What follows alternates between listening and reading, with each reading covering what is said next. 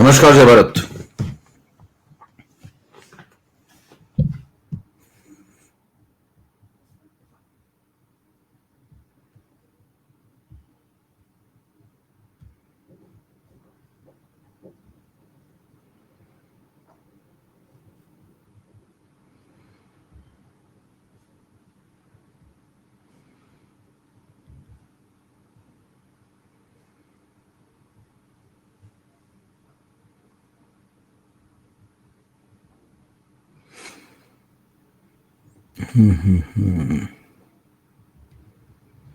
कहां से पहुंच गए थे अभी?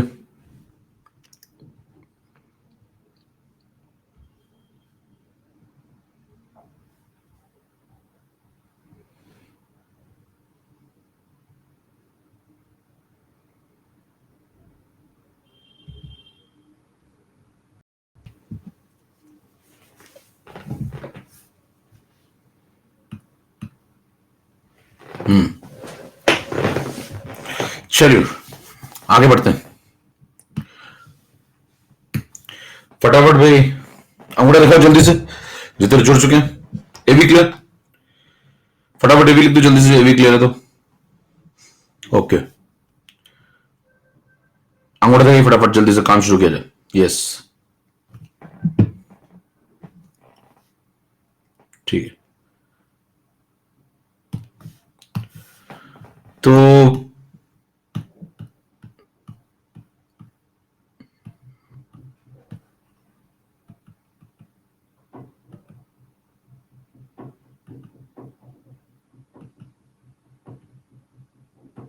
ये सब हो गया था।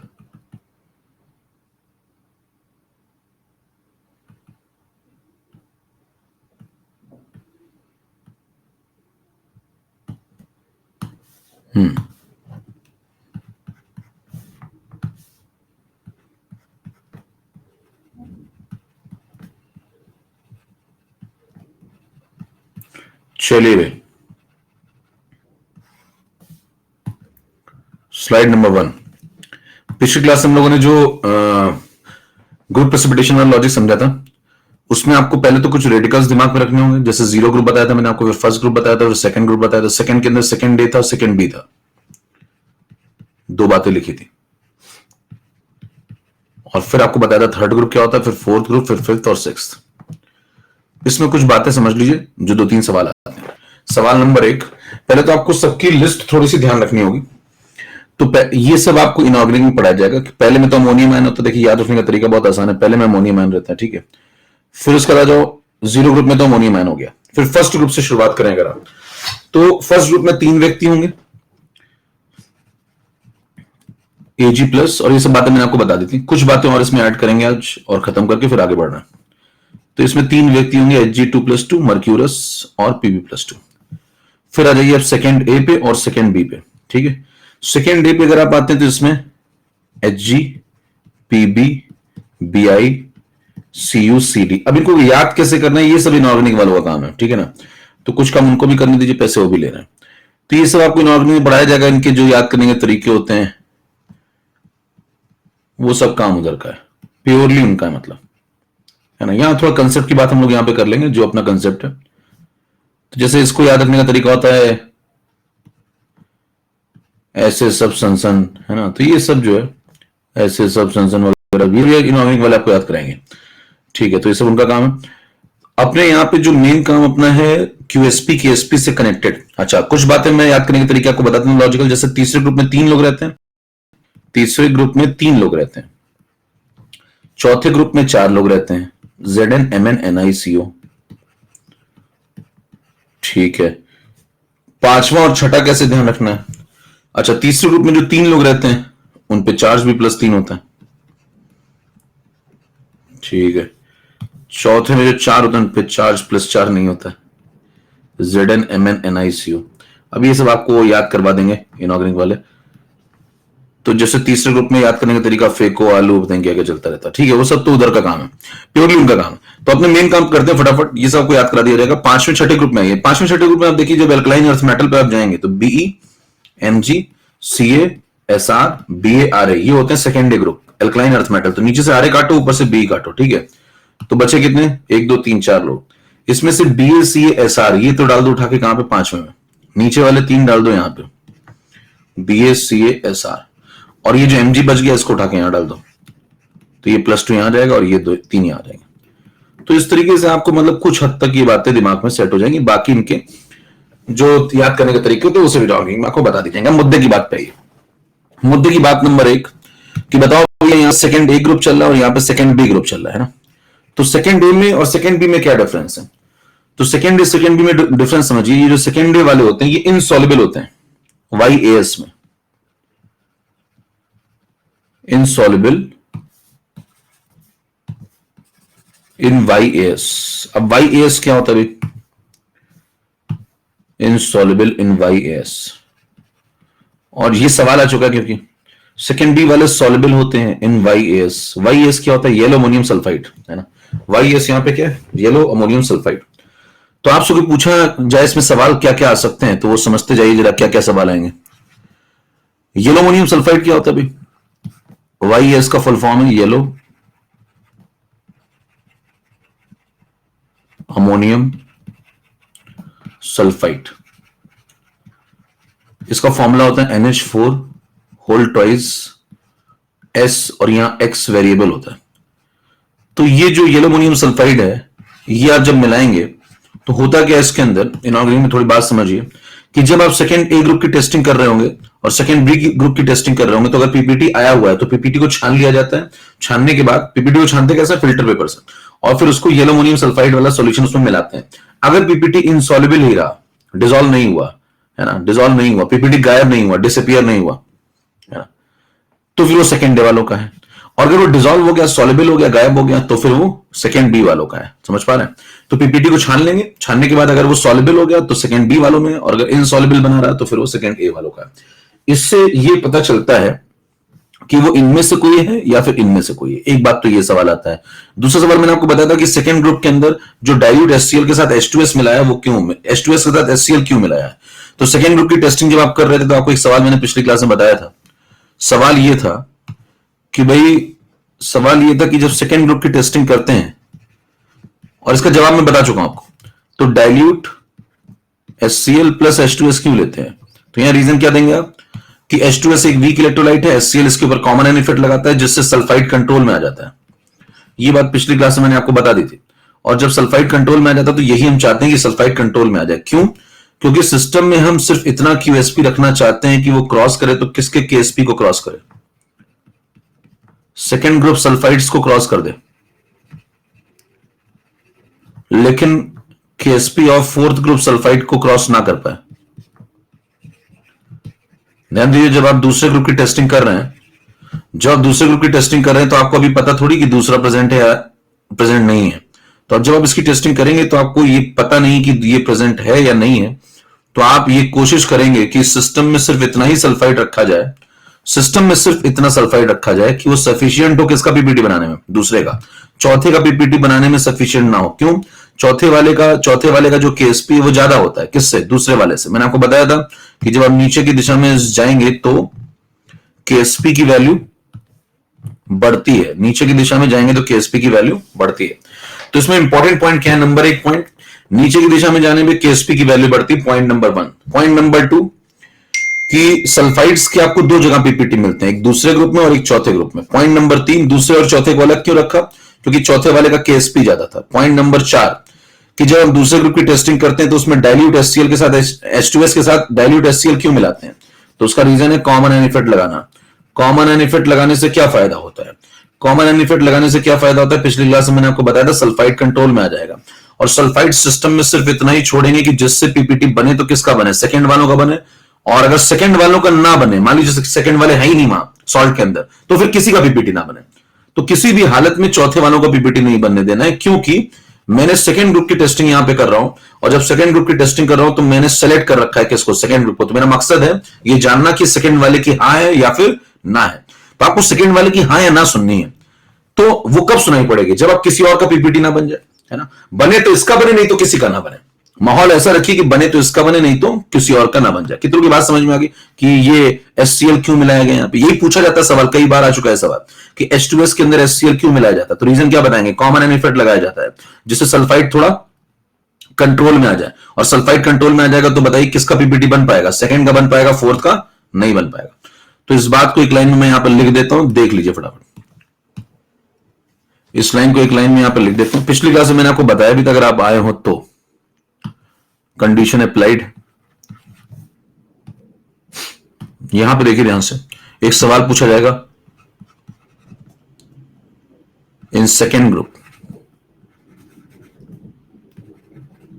we use dilute HCl with H2S, reason, तो आप कहेंगे HCl will apply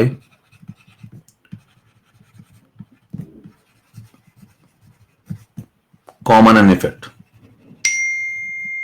HCl will apply common an effect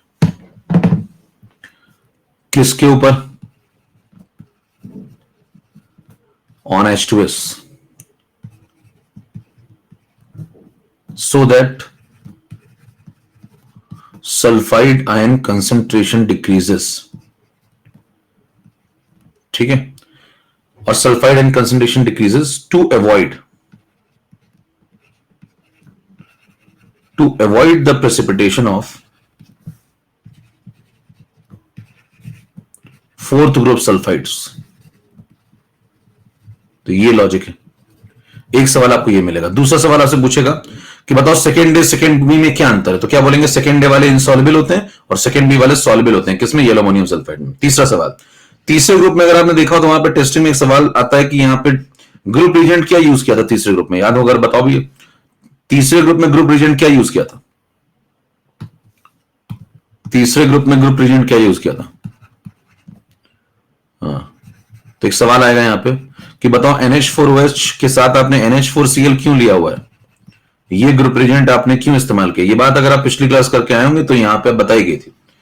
ये पूछा जाता है, ये बहुत इंपॉर्टेंट सवाल है, कई बार आया। मान लीजिए आप आयनिक में ये पढ़ के नहीं गए और उसने यही पूछ लिया, आप बैठ के बफर करते रह जाएंगे, सॉल्विलिटी करते रह जाएंगे, फिर आपको लौटना होगा अगले साल के लिए। तो आपको पढ़ना सब कुछ पड़ेगा, है ना, मुक्ति ऐसे नहीं मिलती है, तो पढ़ना तो सब कुछ पड़ेगा। अगर आप भागते रहेंगे तो फिर भागते ही रह जाएंगे। आज सिलेबस से भागेंगे कल लोगों से भागेंगे, और बस जिंदगी ऐसे गुजर जाएगी भागते भागते। अब देखिए ध्यान से, यहां पे क्या करता है कि जो NH4Cl ये स्ट्रॉन्ग इलेक्ट्रोलाइट है, NH4OH वीक इलेक्ट्रोलाइट है, तो ये इसके ऊपर क्या लगा देगा, कॉमन एन इफेक्ट। यही सब पूछा जाता है, की पॉइंट समझिए, यहां पे लग जाएगा कॉमन एन इफेक्ट। कौन किस पे लगा रहा है, टाइप करना जरा। हाँ भाई, कौन किस पे लगा रहा है कॉमन एन इफेक्ट, जरा बताओ टाइप करके जल्दी से।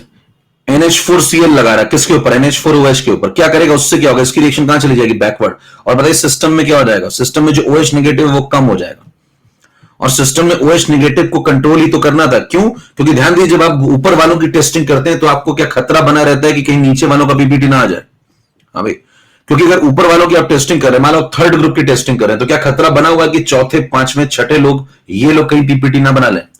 तो इस खतरे को अवॉइड करने के लिए आप सिस्टम में सिर्फ इतना ही OH छोड़ेंगे जो किसके लिए सफिशिएंट हो, जो किसके लिए सफिशिएंट हो, सिर्फ तीसरे ग्रुप के लिए। समझ पा रहे हैं। तो मैं चाहूंगा थोड़ा सा सेफ साइड चलने के लिए, क्योंकि मैं चाहता क्यों बताइए, तीसरे की हां या ना सुनना। तो तीसरे की हां या ना तभी सुनाई पड़ेगी जब आप इसका सेलेक्टिव लॉजिक लगाएंगे। सेलेक्टिव लॉजिक का मतलब आप सिस्टम में उतना ही OH छोड़िए जितना सफिशिएंट हो किसके लिए, तीसरे ग्रुप के लिए। उससे ज्यादा OH ही मत छोड़ो। समझ में आ रही बात। तो पूछा जाएगा कॉमन एन इफेक्ट कौन लगाता है, तो क्या बोलेंगे, NH4Cl लगाता है। किसके ऊपर लगाता है, NH4OH के ऊपर। उससे क्या होता है, OH कम हो जाता है। उससे क्या होता है, तीसरे के नीचे वालों को पीपीटी नहीं आ पाता। ये एक सवाल। अगला सवाल चौथे ग्रुप में आपसे पूछा जाएगा। चौथे ग्रुप में पूछा जाएगा, बताओ यहां पे ग्रुप रिएजेंट आपने क्या यूज किया था, कुछ याद है क्या भाई। चौथे ग्रुप में ग्रुप रिएजेंट क्या यूज किया था। हाँ भाई, चौथे ग्रुप का ग्रुप रिएजेंट जरा बताना।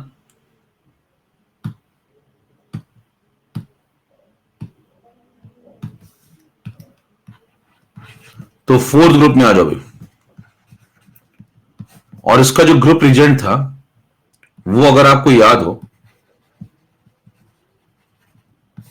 तो ये था H2S plus NH4OH plus NH4Cl। ठीक है, कोई ऐसा पूछे कि ये बताओ कि चौथे ग्रुप में सल्फाइड चाहिए तो ये तो लेना ही पड़ेगा H2S। साथ में ये लोग कहां से आ गए, तो तीसरे ग्रुप में ये दोनों थे तो उसी में H2S डाल दिया। अब पूछेगा इसका यूज है क्या कुछ यहां पे, कह रहे हाँ बिल्कुल यूज है। देखिए H2S यहां पे है, H2S ऐसे टूट रहा होगा और बताओ यहां पे एक और व्यक्ति है, कौन? NH4OH। NH4OH क्या है? वो बेस है। तो बेस है तो बताइए वो क्या दे रहा होगा? NH4 प्लस दे रहा होगा, OH नेगेटिव दे रहा होगा। कई लोग यहाँ पे कह देते हैं कि यहाँ पे ऑड एन इफेक्ट लग गया, लेकिन ध्यान दीजिए यहाँ पे दोनों एक दूसरे को डिस्टर्ब कर रहे हैं क्योंकि दोनों रिवर्सिबल हैं। तो आप ये कह सकते हैं कि इसका OH इसके H को थोड़ा खा जाएगा, इसका OH इसके H को खा जाएगा। तो बताना जब इसका OH इसके H को खाएगा तो इसका H प्लस इसके OH को भी खाएगा। तो कुल मिला के मुद्दा ये कि H प्लस थोड़ा कम हो जाएगा यहाँ। और बताइए जब ये H प्लस कम हो जाएगा तो रिएक्शन ये वाली कहां चली जाएगी? थोड़ी फॉरवर्ड चली जाएगी, तो सल्फाइड थोड़ा सा बढ़ जाएगा। इस बार आप सल्फाइड को बढ़ा क्यों रहे हैं? हाँ भाई, इस बार सल्फाइड को बढ़ा क्यों रहे हैं? क्योंकि आप चाहते हैं QSP इतना जनरेट हो कि KSP of fourth group sulphide को क्रॉस करे। क्यों क्रॉस करे? क्यों क्रॉस करवाना चाहते हैं? क्योंकि आप चाहते हैं कि चौथे वाले का PPT बने। तो बताइए चौथे वाले के लिए क्या आपको ज्यादा सल्फाइड चाहिए होगा भाई? क्या चौथे वाले के लिए आपको ज्यादा सल्फाइड चाहिए होगा? ठीक है बात। तो चलिए हम बात को कंक्लूड कर लेते हैं, खत्म करते हैं। कितने सवाल आ सकते हैं यहां से? कितने सवाल बनते हैं जरा सुन लीजिए लाइन से। सवाल नंबर एक यहां से शुरू होगा। जब आपने टेस्टिंग शुरू करी तो आपको थोड़ा बहुत ध्यान रखना होगा। टेस्टिंग ध्यान रखने का तरीका देखिए, टेस्टिंग की लॉजिक ध्यान रखने का तरीका देखिए। सबसे पहले आप यहां से शुरू करें। सबसे ऊपर बताना कौन है? Ammonium ion. तो क्या करेंगे बताओ? जीरो ग्रुप की टेस्टिंग में क्या करेंगे? स्ट्रॉन्ग बेस मिलाएंगे। ध्यान सुनना, सब बातें यही याद हो जाएंगी भी। सबसे पहले क्या करेंगे आप? स्ट्रॉन्ग बेस मिलाएंगे। स्ट्रॉन्ग बेस मिलाएंगे तो बताइए उसके अंदर अगर अमोनियम आयन हुआ तो वहां पे हीटिंग इफेक्ट करेंगे तो अमोनिकल स्मेल मिल जाएगी आपको। तो ये हो गया जीरो ग्रुप। जीरो ग्रुप में बताओ ग्रुप रीजन क्या होता है? स्ट्रॉन्ग बेस, और साथ में क्या होता है? Heating effect. तो अमोनिकल स्मेल मिलेगी। अगर नहीं मिली तो कहां चले जाएंगे बताओ? फर्स्ट ग्रुप पे। फर्स्ट ग्रुप में क्या करेंगे? सबसे पहले डाइल्यूट HCl से स्टार्ट करेंगे। और बताना डाइल्यूट HCl से स्टार्ट करेंगे तो डाइल्यूट HCl से स्टार्ट करने पे यहां पे क्या मिलेगा आपको? क्लोराइड्स का PPT। क्लोराइड्स का PPT अगर मिला तो ठीक है, नहीं तो फिर आगे बढ़ जाएंगे। फिर इसी में क्या डाल देंगे? सेकेंड ग्रुप में जब आप आएंगे तो याद रखने का तरीका, इसी के अंदर क्या डाल दो? H2S डाल दो। डाइल्यूट HCl के अंदर ही क्या डाल दो? H2S डाल दो। अब किसका PPT बनेगा? सल्फाइड्स का PPT। फिर आप थर्ड ग्रुप पे आ जाओ, अगर बात नहीं बनी तो उसमें क्या करेंगे? FeAlCr 3 लोग होते हैं, किसका PPT बनेगा? हाइड्रोक्साइड का। तो हाइड्रोक्साइड का PPT कैसे ध्यान रखेंगे? क्या ग्रुप रिएजेंट मिलाया जाए? ध्यान से देखिए, तो NH4OH मिलाएंगे तभी तो हाइड्रोक्साइड आएगा, और साथ में NH4Cl मिलाएंगे जो कि कॉमन एन इफेक्ट लगा रहा होगा। फिर आ जाओ फोर्थ ग्रुप में। अगर इससे बात नहीं बनी तो इसी के अंदर क्या डाल दो? इसी के अंदर H2S डाल दो वापस। क्यों? क्योंकि आपको फिर से सल्फाइड चाहिए, तो इसी के अंदर H2S फिर से डाल दो। फिर से आपको किसका PPT बनेगा? सल्फाइड्स का। तो बातें क्या ध्यान हो जाएंगी? ग्रुप रीजेंट कैसे ध्यान रखना है। फिर आ जाओ पांचवें ग्रुप में। पांचवें में कौन था? BaCaSR। कैल्शियम को देखते आपको कार्बोनेट की याद आती है, तो कार्बोनेट का PPT बनवा दो। तो यहां कार्बोनेट का PPT बनेगा। अच्छा, कॉमन बात समझिए जरा। यहां भी देखो NH4OH है, यहां भी देखो NH4OH है, और यहां भी NH4OH होता है। तो तीनों जगह एक कॉमन चीज है। यहां पे कार्बोनेट चाहिए तो ये ले लो, और NH4OH यहां भी है। तो ये ग्रुप रीजेंट अपने आप याद रहेगा कि NH4OH तो सब में था, इन सब में। और छठे ग्रुप में आ जाओ। छठे ग्रुप में क्या करोगे? छठे ग्रुप में आपको लेना था Na2HPO4। चेक करिए, आपने लिस्ट जब बनाई थी तो लिखा था Na2HPO4, और साथ में फिर NH4OH है। तो इस तरीके से थोड़ा लॉजिक बना के आप ग्रुप रिजेंट भी दिमाग में रख सकते हैं। इसमें इंपॉर्टेंट सवाल क्या क्या बनेंगे? सेकंड ए और सेकंड बी में क्या अंतर है? एक सवाल। दूसरा सवाल, सेकंड वालों का KSP ज्यादा है कि फोर्थ वालों का? तो कहेंगे फोर्थ वालों का KSP ज्यादा। तीसरा सवाल, यहां पे कौन सा इफेक्ट लगाया आपने? Common an effect. HCl ने इसके ऊपर क्या लगाया? Common an effect. Third group में बताइए NH4Cl ने NH4OH के ऊपर क्या लगाया? Common an effect. Fourth group में कौन सा इफेक्ट लगता है? ऑड एन इफेक्ट जैसा, जिससे सल्फाइड बढ़ जाए।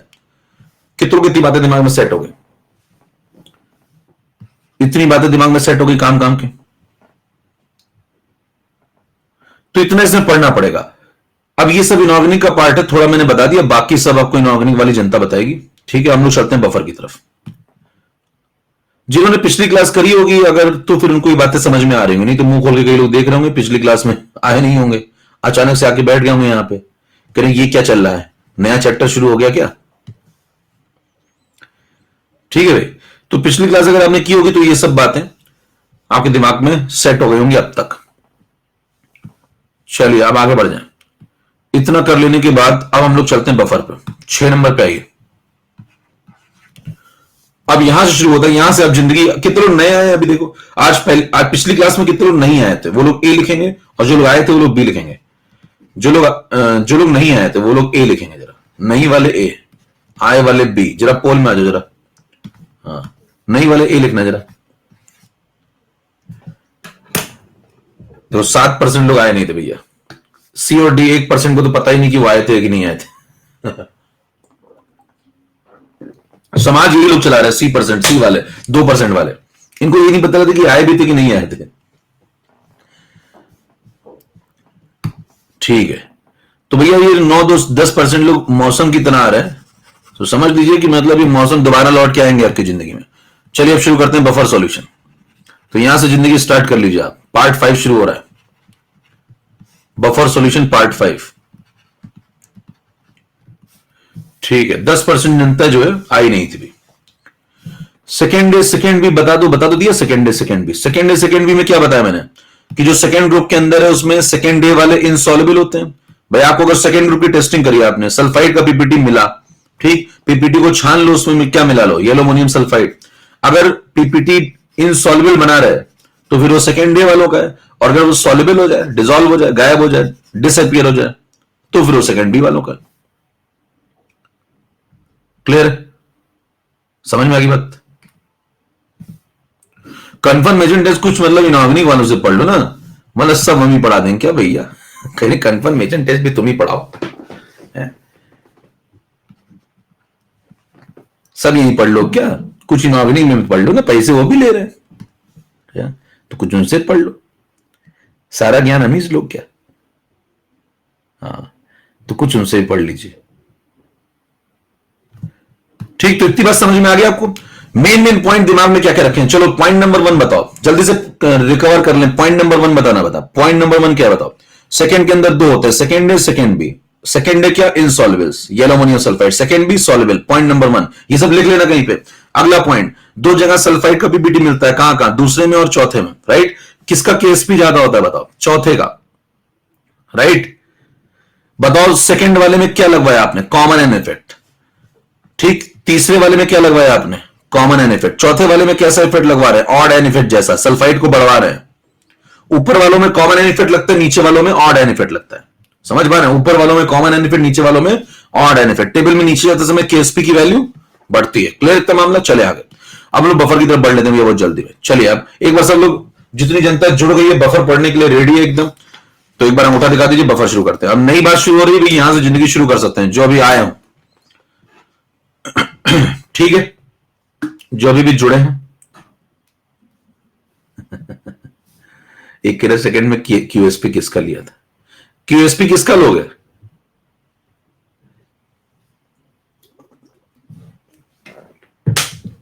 क्यूएसपी किसका लोगे? या क्यूएसपी आयन का लोगे? एक आयन होगा, सॉल्ट का क्यूएसपी लिया जाएगा जिसका पीपीटी बना रहे हैं।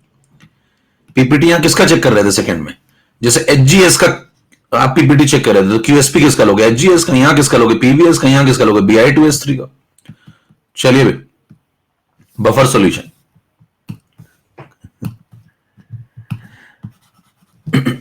अब देखिए ये और ज्यादा लॉजिकल पार्ट है, और ये एक्सक्लूसिव मतलब आयनिक का हिस्सा है, तो इसमें पूरी बात आपको पढ़नी होगी कायदे से। बफर सॉल्यूशन, चलिए बफर सॉल्यूशन में सबसे पहला पॉइंट क्या होता है?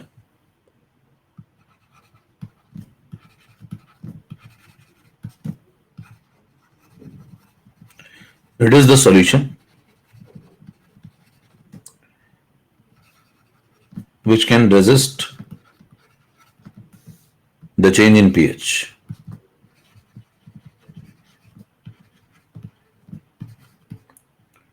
ध्यान दीजिए, एक सॉल्यूशन है जो पीएच की चेंज को रेजिस्ट कर सकता हो। अब सवाल उठता है कि पीएच की चेंज को रेजिस्ट करेंगे तो क्यों रेजिस्ट करेंगे? सामने वाला कुछ बदलना चाहता होगा तभी तो आप रेजिस्टेंस दिखाएंगे अपना। मान लीजिए कोई दरवाजा खोलना चाहता है, तभी तो आप दरवाजा रोकना चाहेंगे। भाई दरवाजा खोलने से आप रोक रहे हैं तो क्यों रोकेंगे? मान लो कोई आपको थप्पड़ मार रहा होगा तभी तो आप रोकेंगे, बचाओ बचाओ। तो मतलब कुछ कर रहा होगा सामने वाला, तभी तो आप अपने आप को रेजिस्ट कर रहे होंगे। तो सवाल उठता है कि बदलाव कौन चाहता है? पीएच में बदलाव कौन चाहता है? ठीक है, और ऐसा सॉल्यूशन ढूंढने की जरूरत क्यों पड़ी? बफर एक ऐसा सॉल्यूशन है जो पीएच में होने वाले परिवर्तन को रोकने की कोशिश कर सके या रोक सके। ऐसे सॉल्यूशन को बफर बोलते हैं, जो अपने पीएच में होने वाले बदलाव को कंट्रोल कर सके, मतलब पीएच में चेंज कम से कम हो, उसे बोलते हैं बफर। अब सवाल यह उठता है कि ऐसे सॉल्यूशन की जरूरत क्यों पड़ी? ठीक है, तो जैसे आप बायो पढ़ते हैं, है ना। तो बायोम बताना, आप ऐसी ऐसी जगहों पे जैसे सेल्स वगैरह रखते हैं, कोई ऑर्गन रखते हैं, तो एक सॉल्यूशन में डिप करके रखते हैं, और उसको डिप करके रखते हैं तो ऐसा सॉल्यूशन होना चाहिए जिसमें पीएच ज्यादा वेरी ना करे, क्योंकि अगर पीएच वेरी हो गया तो वो डैमेज हो सकता है सेल्स वगैरह। तो आप चाहेंगे कि ऐसा सॉल्यूशन मिले जिसका पीएच लगभग लगभग कांस्टेंट बना रहे। ठीक है।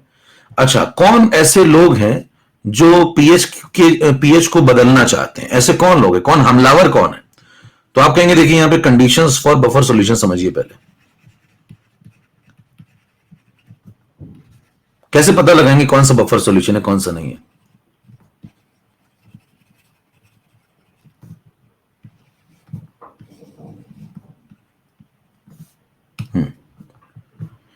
पहला point,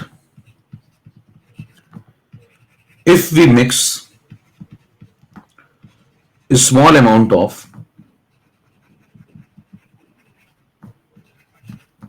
strong acid or a strong base, then pH of buffer solution does not change. Yeah, will be almost unchanged. Will be almost unchanged.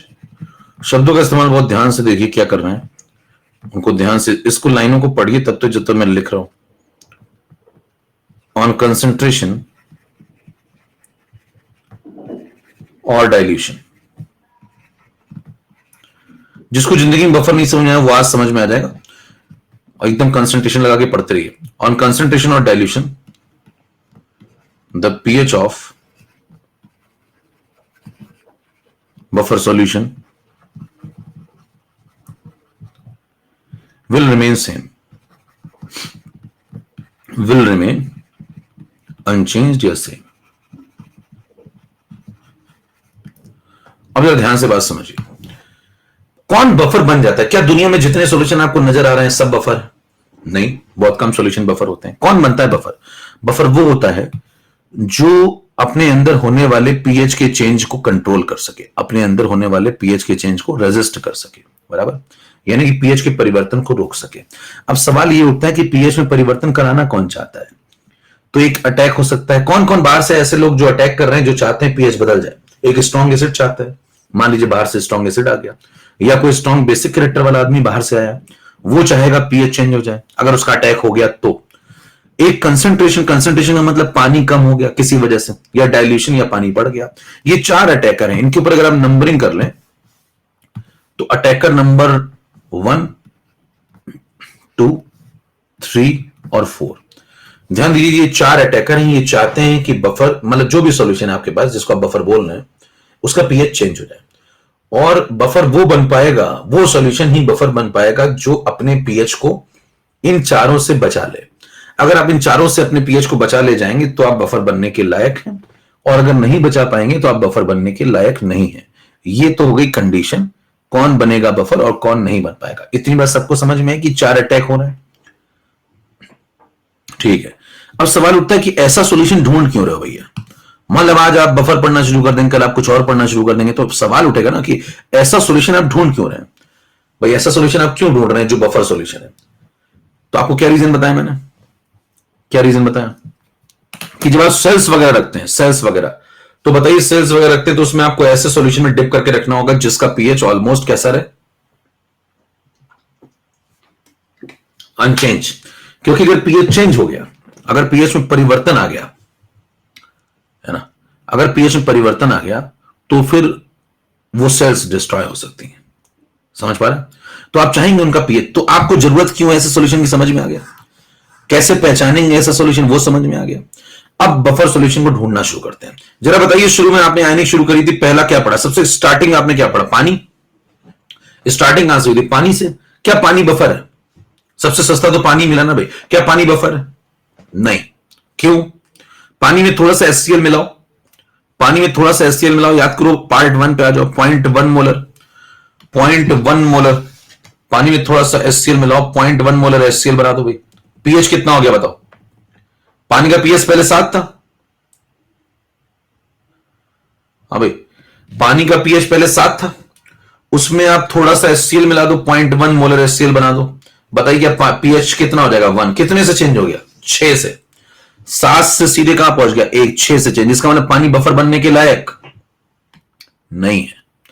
Definition में ध्यान दीजिए, यहां पे एक बात लिखी हुई है, if we mix small amount. देखिए क्या लिखा हुआ है, if we mix small amount of strong acid और स्ट्रॉन्ग बेस। ये स्मॉल अमाउंट क्यों लिखा हुआ है? अब ये सब बातें लोग समझते नहीं, पढ़ के निकल लेते हैं घटाघट। ये स्मॉल अमाउंट क्यों लिखा हुआ है? क्योंकि ध्यान दीजिए, हम नहीं मिलाते हैं एसिड बेस, हम थोड़ी मिलाते हैं, गलती से मिल जाते हैं। स्मॉल क्यों लिखा हुआ है? ध्यान दीजिए, एसिड बेस हम थोड़ी मिलाते हैं, गलती से मिल जाते हैं। पानी बफर क्यों नहीं है? ध्यान दीजिए, पानी बफर इसलिए नहीं क्योंकि अगर आपने पानी लिया और पानी एयर के कांटेक्ट में आ गया तो बताइए, एयर में CO2 होती है। अगर पानी एयर के कांटेक्ट में आ गया तो एयर में CO2 होती है, CO2 डिसॉल्व हो जाएगी, पानी के अंदर बन जाएगा H2CO3। क्या बन जाएगा? H2CO3। H2CO3 आपको क्या दे देगा? प्रोटॉन दे देगा, सिस्टम एसिडिक हो जाएगा। बोलो पानी बफर बन सकता है कि नहीं बन सकता? और पानी बफर बन सकता है कि नहीं बन सकता? नहीं बन सकता। क्यों? क्योंकि पानी का अगर एयर के कांटेक्ट में आ गया तो उसमें क्या डिसॉल्व हो गई? CO2 डिसॉल्व हो गई। क्या बन गया? H2CO3। H2CO3 आपको क्या दे देगा? प्रोटॉन दे देगा, इसका मतलब पानी बफर नहीं है, राइट? अब आप कहेंगे साहब मैं पानी में एयर का कांटेक्ट होने ही ना दूं तो, एयर का कांटेक्ट होने ही ना दूं तो, कहेंगे पानी को ग्लास में लूं और सील्ड कंटेनर में लूं तो बताइए, ग्लास में एल्कलाइन इंप्योरिटीज होती हैं, ग्लास में एल्कलाइन इंप्योरिटीज होती हैं, तो वो डिसॉल्व हो जाएंगी पानी के अंदर और पानी को क्या बना देंगे? थोड़ा सा एल्कलाइन बना देंगे। तो क्या पानी बफर बन सकता है? नहीं, पानी बफर सॉल्यूशन नहीं। समझ में आ रही बात क्या बोल रहा हूं? तो पानी बफर क्यों नहीं, ये बात आपको समझ में आई? अच्छा, यहां पे स्मॉल अमाउंट की चर्चा क्यों की जा रही बार बार? देखिए, स्मॉल अमाउंट इसलिए कहा जा रहा है क्योंकि आप जबरदस्ती थोड़ी स्ट्रॉन्ग बेस मिलाते हैं। आप बताइए कि आपकी कोई दुश्मनी इससे लेकर रखी हुई एक सॉल्यूशन में डिप करके, क्या आपकी दुश्मनी जाके आप जबरदस्ती उसमें एचसीएल मिलाएंगे रोज? हाँ भाई, क्या आप रोज जबरदस्ती जाके एचसीएल मिलाएंगे? नहीं। आप क्यों चाहेंगे कि उसका पीएच चेंज हो? वो तो गलती से थोड़ा सा प्रोटॉन आ जाता है।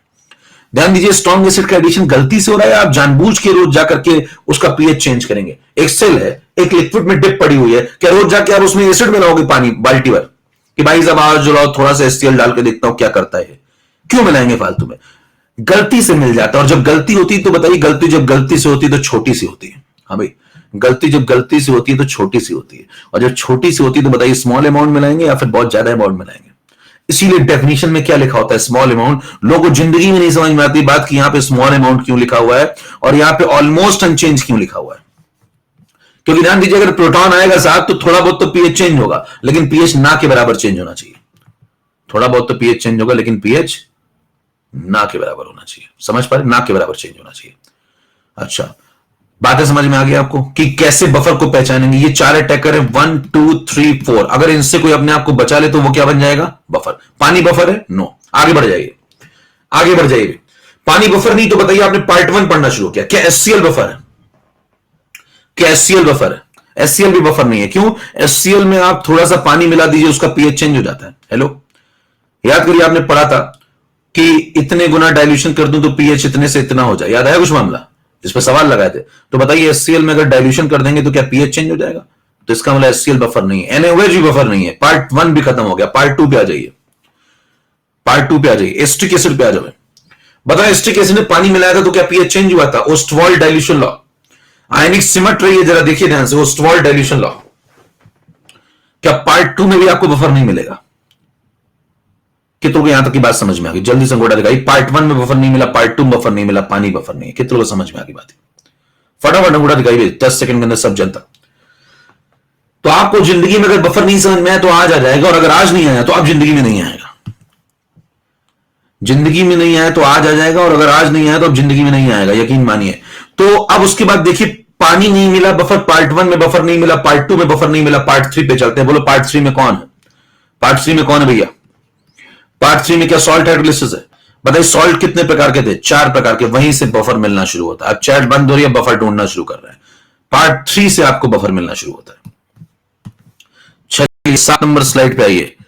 अब कौन बफर है, कहां कहां बफर मिलता है, उसको समझने के लिए यहां पे हेडिंग डालते हैं, टाइप्स ऑफ बफर सॉल्यूशन।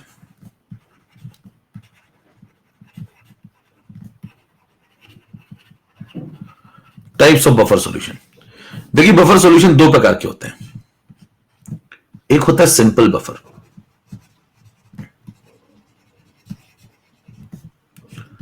और एक होता है मिक्स्ड बफर।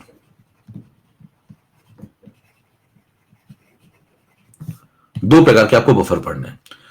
मिक्स बफर जो होता है उससे बोलते हैं, उसमें भी दो टाइप, एक एसिडिक बफर और एक बेसिक बफर।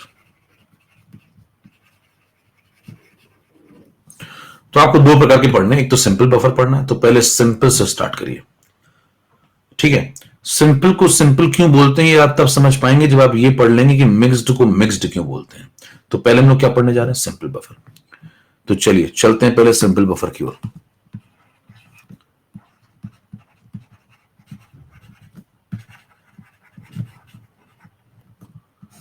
सिंपल बफर क्या होता है? तो पहला जो आपको बफर मिलता है, मैंने कहा ना पार्ट 1 में मिलता नहीं, पार्ट 2 में मिलता नहीं, सीधे पार्ट 3 से शुरू होती है कहानी। शुरू होती है पार्ट 3 से, solution of salt of weak acid and weak base. ध्यान दीजिए, जो वीक एसिड वीक बेस वाला सॉल्ट है उसका जो सॉल्यूशन है उसको बोलते हैं सिंपल बफर। कोई ऐसा पूछे सिंपल बफर क्या होता है तो आप कहेंगे ये होता है। कहेंगे एग्जाम्पल बताओ, एग्जाम्पल के तौर पे बताइए आप क्या कहेंगे उसको। कहेंगे CH3CONH4 ये एग्जाम्पल है, AgCN ये एग्जाम्पल है, NH4Cl ये एग्जाम्पल है। पार्ट 3 तो सबने पढ़ा होगा, है ना। तो बताना ये सब कैसे हैं, weak acid weak base, weak acid weak base. तो ये सब एग्जाम्पल है किसके, सिंपल बफर के। सवाल उठता है इनको बफर क्यों बोलना है। ध्यान दीजिए, बफर वही तो बन पाएगा जो बफर की कंडीशन फॉलो करे। बफर की कंडीशन क्या है, बफर की कंडीशन ये है कि भाई साहब अगर आप इन चारों अटैक को संभाल लेते हैं तो आप बफर हैं, और नहीं संभाल पाए तो आप बफर नहीं है। तो जरा चेक करते हैं क्या ये चारों को संभाल पाएगा। जरा बताना इसमें एक एक करके अटैक करना शुरू करें 9 नंबर स्लाइड में। तो मैं चेक करता हूं कि सिंपल बफर को आपने बफर क्यों बोला। बताइए इसमें से कोई एग्जाम्पल पकड़ लीजिए आप। पहला एग्जाम्पल पकड़ लिया आपने और आपने कहा मेरे पास एक सॉल्यूशन है किसका, CH3CONH4। इसके बारे में आप सारी बातें पढ़ चुके हैं। बताइए जब आप इसका पीएच वगैरह निकालते थे पार्ट 3 में, तो पार्ट 3 में जब आप पीएच वगैरह निकालते थे उसको पानी में फेंकते थे तो बताइए क्या क्या बनता था। एक तो CH3CO- बनता था और एक NH4+ बनता था।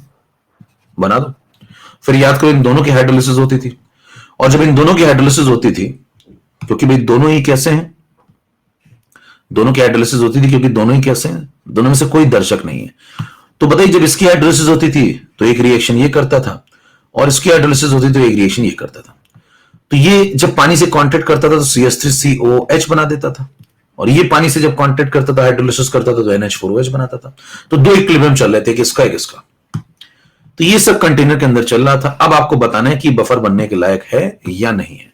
अटैक करना शुरू करिए। अटैक नंबर 1, देखिए पहला जब आप अटैक इसके अंदर कराएंगे तो क्या क्या करवाएंगे, एक तो कंसंट्रेशन और एक डाइल्यूशन। तो पहले इन दोनों को निपटाइए। तो मान लीजिए आपने डाइल्यूशन किया, तो डाइल्यूशन करने का मतलब क्या है, पानी मिलाओ। पानी मिलाने का मतलब वॉल्यूम बढ़ाओ, वॉल्यूम बढ़ाने का मतलब कंसंट्रेशन गिराओ। अच्छा, कंसंट्रेशन वर्ड कहीं पे लिखा हो तो उसका क्या मतलब होता है, कंसंट्रेशन का मतलब होता है कि पानी को कम कर दो सिस्टम में, सॉल्वेंट कम कर दो। तो जब पानी को कम कर देंगे तो वॉल्यूम कम हो जाएगा, तो कंसंट्रेशन लोगों का बढ़ जाएगा। कुल मिला के होगा क्या, चाहे आप डाइल्यूशन करिए और चाहे आप कंसंट्रेशन करो, दोनों में से कुछ भी करें तो बताइए हो क्या रहा है। अल्टीमेटली वॉल्यूम बदल रहा है, बढ़ रहा है, कभी कभी घट रहा है, और अल्टीमेटली कंसंट्रेशन बदल रहा है, कभी कभी घट रहा है, कभी कभी बढ़ रहा है। बताइए इन चारों व्यक्तियों के मोल पे तो कोई फर्क पड़ा नहीं भाई, इसके मोल जितने थे, इसके मोल जितने थे, इसके मोल जितने थे और इसके मोल जितने थे, वो तो वही रहेंगे, बस वॉल्यूम बदल गया और कंसंट्रेशन बदल गया। अब जरा बताओ पीएच पे क्या असर पड़ा। इसका पीएच का फॉर्मूला आपने निकाला हुआ है, बताइए वीक एसिड वीक बेस में आप फॉर्मूला लिखते थे, वीक एसिड वीक बेस में आप फॉर्मूला लिखते थे पीएच का, जल्दी से जरा टाइप करना। 1/2 के बाद बताओ भाई, 1/2 के बाद बताओ अंदर क्या लिखें, कुछ याद आता है, PKW और आगे इतना सबको याद है, आगे बताओ, प्लस पीके के बाद कई लोग याद ही नहीं आ रहा, -PKB बराबर, ये लिखते थे भैया, लॉग नहीं आता था इसमें लॉग सी नहीं आता था। अब इधर मेरे को बताना, मैंने उस वक्त जब आपको पढ़ा रहा तो मैंने कहा था कि आगे चल के कुछ बोला था मैंने उस समय, याद है कुछ, आगे चल के कुछ बनेगा। जरा बताइए इस बार कंसंट्रेशन अगर आप बढ़ाते हैं घटाते हैं तो ये चीजें जब चेंज होगी, सी की वैल्यू जब चेंज होगी, तो सी का टर्म यहां आ ही नहीं रहा, हेलो, सी का टर्म यहां आ ही नहीं रहा। तो बताइए जब सी का टर्म नहीं आ रहा तो क्या इसका पीएच सेम रहेगा, और अगर इसका पीएच सेम रहेगा तो बताइए क्या ये बफर बनने के लायक है। समझ में आ गई बात तो तोड़िए फटाफट। क्या बफर बनने के लायक है? क्या दो बातें संभाल ली इसने? क्या अभी इसको दो बातें और संभालनी पड़ेंगी?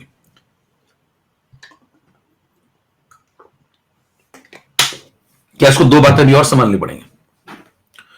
तो कंसंट्रेशन में मामला डिपेंड ही नहीं करता इस बार। अब दो बातें और संभालते हैं। 10 नंबर स्लाइड पे आओ भाई। दो बातें अगर आप इसमें और संभालना शुरू करें, इतना पॉइंट क्लियर सबको? भाई यहां पे अगर आपने पानी बढ़ाया पानी घटाया तो सी तो बदलेगा ना, और सी तो यहां आ ही नहीं रहा है ना, सी यहां आ ही नहीं रहा। समझ पा रहे हैं? तो जब सी यहां आ ही नहीं रहा तो इसका मतलब ये बफर बनने के लायक है, क्योंकि दो बातें, दो अटैक संभाल लिए। देखिए 4 अटैक जो संभाल लेगा वो बफर बन जाएगा भैया।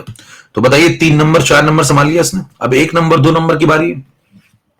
कितना मिलाओगे इसमें स्ट्रॉन्ग एसिड? बहुत सारा या थोड़ा सा? हाँ भाई, इसके ऊपर अटैक कराओगे स्ट्रॉन्ग एसिड का तो कितना स्ट्रॉन्ग एसिड मिलाओगे? इतना बोरा भर के मिला दोगे, बाल्टी भर के क्या? या थोड़ा सा? थोड़ा सा क्यों मिलाते हैं? क्या समझ में आई बात? क्यों मिलाते हैं थोड़ा सा? थोड़ा सा ही क्यों मिलाते हैं? क्योंकि गलती से मिल जाता, मैंने थोड़ी मिलाया है। गलती से मिल जाने पे अगर संभाल ले तो बफर बन जाएगा। जो गलती हुई है गलती को ही संभालना होता है बस। मिलाएंगे आप, गलती से मिल जाता है थोड़ा सा। जैसे पानी अगर खुला रह जाए तो पानी खुला रह जाए तो वो एयर के कांटेक्ट में गलती से आ जाता है। मैंने थोड़ी सी मिला करके एचसीएल रोज मिलाया। हाँ भाई, क्या रोज जाके पानी में एचसीएल मिलाओगे फिर चेक करोगे तुम बफर बन पाओगे कि नहीं? ठीक है, तो गलती से मिल जाता है। अब जब मेरे को बताना अगर गलती से मिल जाता तो अगला पॉइंट समझिए। मान लीजिए कंटेनर चल रहा है, इसके अंदर मैंने स्ट्रॉन्ग एसिड मिला दिया गलती से थोड़ा सा। Addition of strong acid. मान लीजिए थोड़ा सा प्रोटॉन अगर मैं यहां ऐड कर दूं तो बताओ प्रोटॉन अगर सिस्टम में आएगा तो प्रोटॉन किससे बात करेगा? जो बेसिक लोग हैं। भाई प्रोटॉन किससे बात करेगा सिस्टम में? जो बेसिक लोग हैं। बताइए इसमें बेसिक लोग कौन है? ये कैसा है? ये एसिडिक है, ये एसिडिक है, तो ये बेसिक है। देखो ये कैसा है? NH4OH बेसिक है, तो ये कैसा है? ये एसिडिक है। तो बताइए प्रोटॉन जब सामने आएगा तो इससे बातचीत करने के लिए कौन दो लोग सामने आ जाएंगे जो बेसिक नेचर के हैं? क्या बेसिक नेचर के ये दो लोग हैं? तो ये दोनों पानी प्रोटॉन के सामने आ जाएंगे, कहेंगे हम लोग बात करेंगे इससे। बताइए ये दोनों जब बात करेंगे तो होगा क्या? जब ये बात करेंगे तो क्या बात करेंगे? भाई प्रोटॉन से कंबाइन कर जाओगे और क्या बात करोगे? एसिटेट आयन प्रोटॉन से कंबाइन कर जाएगा, क्या बना देगा? थोड़ा एसिटिक एसिड बना देगा। तो बताइए होगा क्या? बातचीत करने से क्या इसकी वैल्यू घट जाएगी?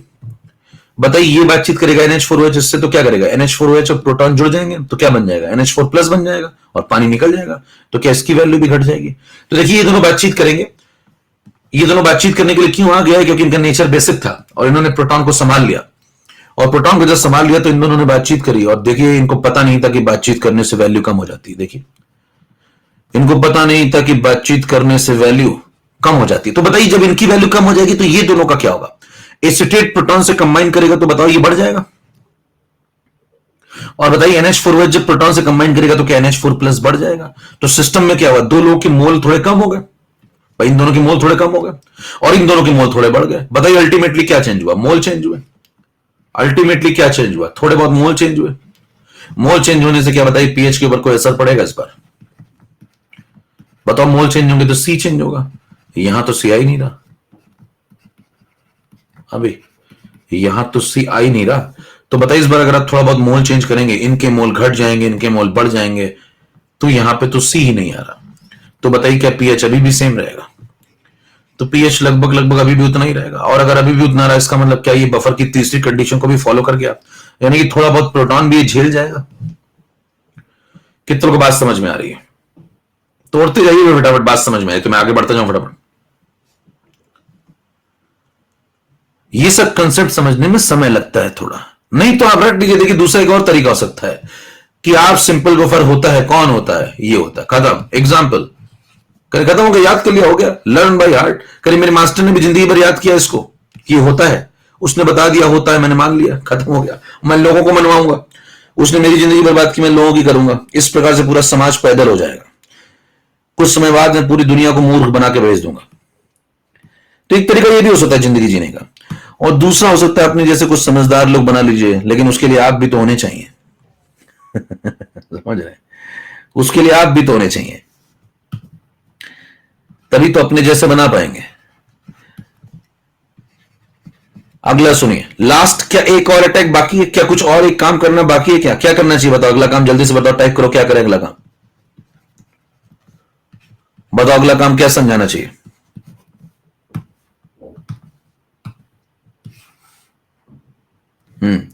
क्या थोड़ा सा स्ट्रॉन्ग बेस मिलाओगे कि ज्यादा से मिलाओगे? एडिशन ऑफ स्ट्रॉन्ग बेस करोगे, ओएच नेगेटिव आएगा क्या बाहर से इस बार भी? ओएच नेगेटिव आएगा तो कितना ओएच नेगेटिव मिलाओगे, ज्यादा या थोड़ा सा? थोड़ा सा, गलती से मिल जाता है तो बताइए, जब गलती से मिल जाएगा थोड़ा सा हल्का सा ओएच नेगेटिव, तो कौन लोग उस बार बातचीत करने के लिए आगे आएंगे? ध्यान दीजिए, इनके नेचर आपको पता ही है, ये एसिडिक नेचर का आदमी है तो ये इसका कॉन्जुगेट है, बेसिक है, ये बेस है तो इसका कॉन्जुगेट ये एसिडिक है। तो बताइए इस बार बेस का अटैक हुआ है, ओएच का अटैक हुआ है, तो कौन लोग सामने जाएंगे? जो एसिडिक नेचर के हैं। तो ये दोनों कहेंगे पिछली बार हम दोनों चुप थे, इस बार हम दोनों बात करेंगे। पिछली बार तुम दोनों ने बात की थी, इस बार हम दोनों बात करेंगे। इनको पता नहीं है ये सब बातचीत करने से वैल्यू कम हो जाती है, इनको पता नहीं है कि बातचीत करने से वैल्यू कम हो जाती है। तो बताइए ये जब बातचीत करेगा ओएस से तो क्या इसकी वैल्यू कम हो जाएगी? और ये ओएस से मिलकर क्या बना देगा? NH4OH, तो इसकी वैल्यू बढ़ जाएगी। बताइए एस्टिक एसिड जब ओएस से बातचीत करेगा तो क्या एस्टिक एसिड की वैल्यू कम हो जाएगी? और जब ये इससे बातचीत करेगा तो इसका H और इसका OH मिलकर पानी बना देंगे तो क्या एसिटेट बढ़ जाएगा? हाँ भाई, बातचीत करने से देखिए वैल्यू कम हो जाती है, याद रखिएगा जिंदगी में। तो बताइए जब ये दोनों बातचीत करेंगे तो क्या इनकी वैल्यू कम हो जाएगी? इनकी वैल्यू कम हो जाएगी तो इन दोनों के मोल घट गए और इन दोनों के मोल बढ़ गए, तो बताइए चेंज क्या हुआ? मोल चेंज हुआ। मोल चेंज होने से क्या चेंज हुआ? कंसंट्रेशन चेंज हुआ। लेकिन ध्यान दीजिए, ये तो पहले से कह के बैठा हुआ है कि भाई साहब कंसंट्रेशन में परिवर्तन होने से मेरे ऊपर कोई खास फर्क पड़ने वाला ही नहीं है। यहां लॉक्सी का टर्म ही नहीं आता है। तो बताइए क्या पीएच अभी भी सेम रहेगा लगभग? तो अगर आप कहते हैं पीएच अभी भी सेम रहेगा तो क्या इसने चौथा अटैक भी संभाल लिया? बोलो भाई। इसको आप बोल दीजिए नंबर 2 बोल दीजिए, वही नंबरिंग कर लेते हैं। इसको नंबर 1 बोल लो, इसको नंबर 3 और इसको नंबर 4 बोल लो। बताइए क्या इसने चारों अटैक को संभाल लिया? जो चारों अटैक को संभाल ले और अपना पीएच बदलने से रोक ले वो बनेगा बफर। कितने लोगों, क्या आपको बात समझ में आ रही कि इसको बफर क्यों बोलते हैं? अब ध्यान दीजिए इसमें सवाल कैसे बनेंगे।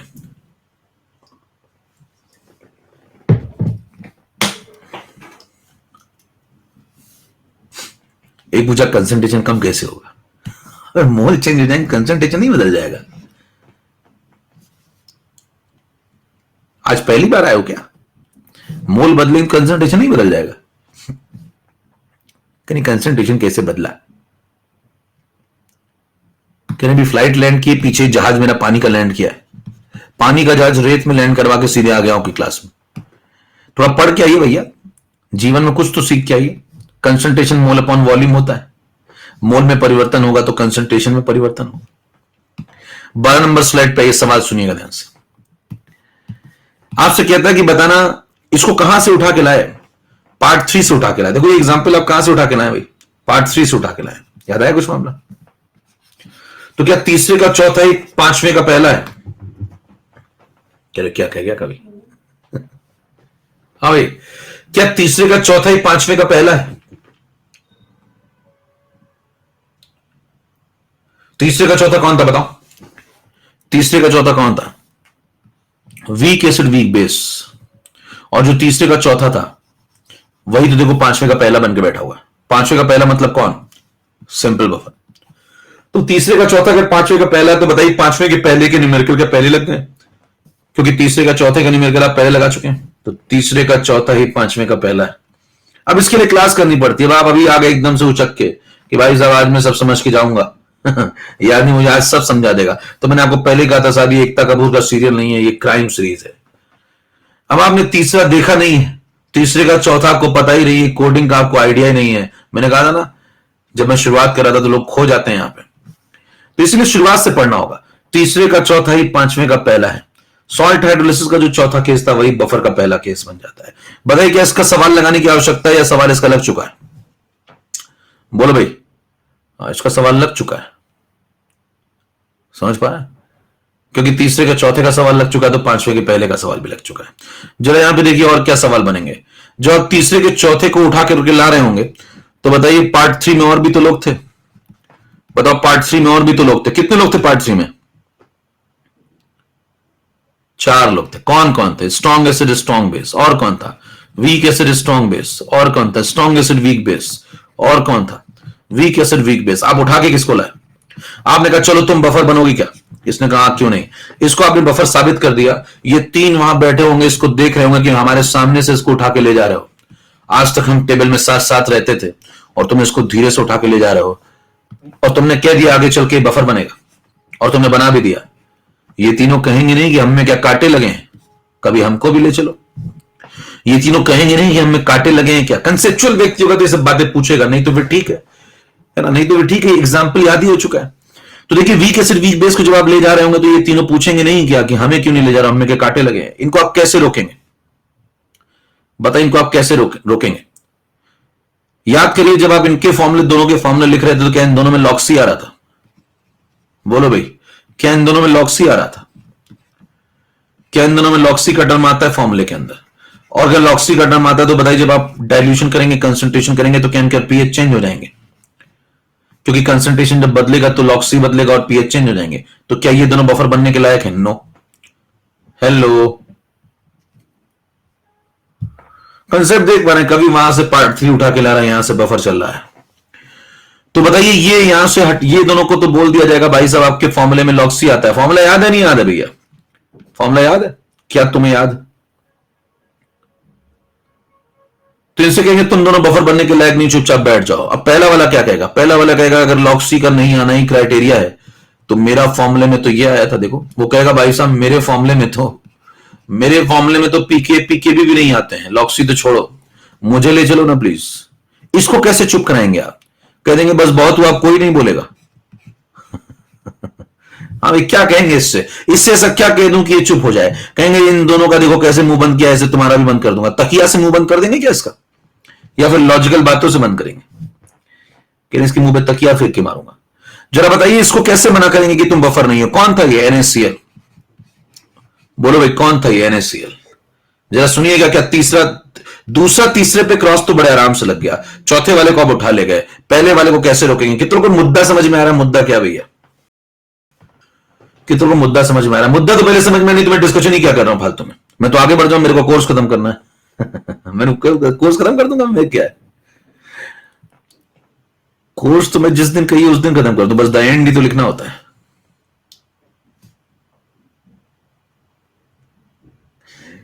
चलिए मुद्दा समझिएगा जरा। किसी ने आपसे रोक के पूछ लिया, इस पे सवाल आ जाएंगे। अब इस पे सवाल क्या आएगा वो सुनिए ध्यान से। मैं दो बातें समझा रहा हूं। पहली बात कि इसको क्यों नहीं ले जाएंगे, और इसी को दो सवालों से समझाऊंगा जो सवाल आ चुके हैं पेपर में। जरा सुनिएगा, मैं तीन सवाल आपसे पूछता हूं। पहला सवाल, question number 1, find out the pH of 0.1 molar NaCl। सुनिएगा, यहां पे सवाल भी लगेंगे, कंसेप्ट भी तैयार होगा। दूसरा सवाल, स्लाइड नंबर 13 के बाद 14 पे आ जाइए। 14 पे आ जाना। pH of 0.1 molar NaCl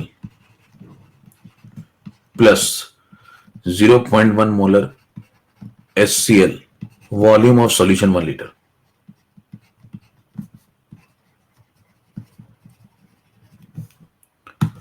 पंद्रह number, pH of 0.1 molar NaCl plus 0.1 molar NaOH, volume of solution 1 liter।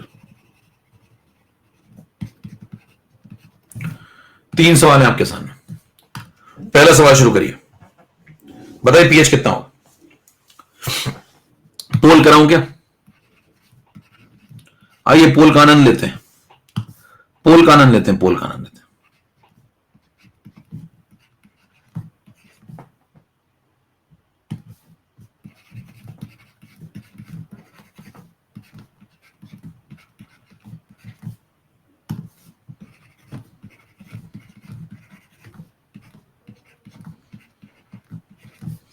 चलिए भाई, सवाल नंबर 1 में पोलिंग स्टार्ट हो रही है। लीजिए, तीन ऑब्जेक्टिव आपके सामने, पोल शुरू होता है। आप कुछ नहीं किया तो आप मान के चलेंगे टेम्परेचर 25 डिग्री सेल्सियस है, ऐसा एज्यूम कर लिया जाएगा अगर सवाल में कभी ना लिखा जाए, ठीक है? तो ये बार बार आपको नहीं सोचना है कि टेम्परेचर क्या है। चलिए स्टार्ट, पहला निपटाइए जल्दी से।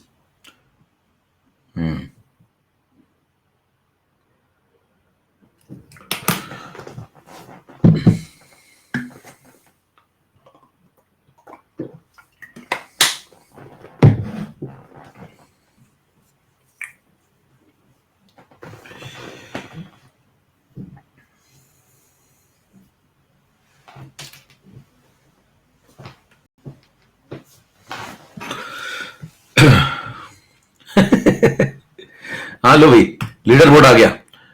नाम पढ़ने का टाइम नहीं है, अगले पे चलिए। अगले में पोल करेंगे, लगाइए इसको। अगले में पोल करेंगे।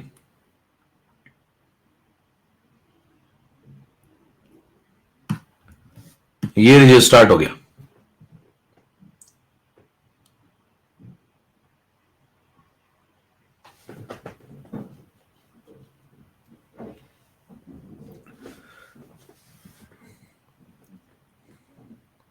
%29 का सही, लेवल और गिरता हुआ। एक और पोल कराए तो क्या पता 10% तक रह जाए। कह रहे अगले पोल में तो मामला खत्म ही हो जाएगा भैया।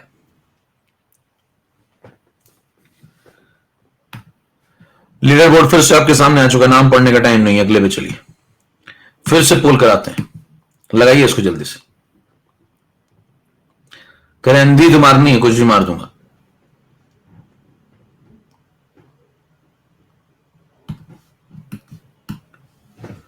चेक करिए कि मतलब आपका दिमाग चलना शुरू हुआ या अभी भी आप वही हैं जो आप थे। चलिए देखें, अब फटाफट फटाफट इसको जरा समझना शुरू करते हैं। देखिए पहला सवाल आप कैसे लगाएंगे। पहले सवाल में आप क्या कहेंगे कि भाई साहब NaCl का सॉल्यूशन है, ये Na प्लस बनाएगा और Cl नेगेटिव बनाएगा। हाँ भाई, Na प्लस बनाएगा और क्या बनाएगा, Cl नेगेटिव बनाएगा। तो बताइए Na प्लस और Cl नेगेटिव जब ये बनाएगा तो बताइए क्या ये दोनों दर्शक हैं?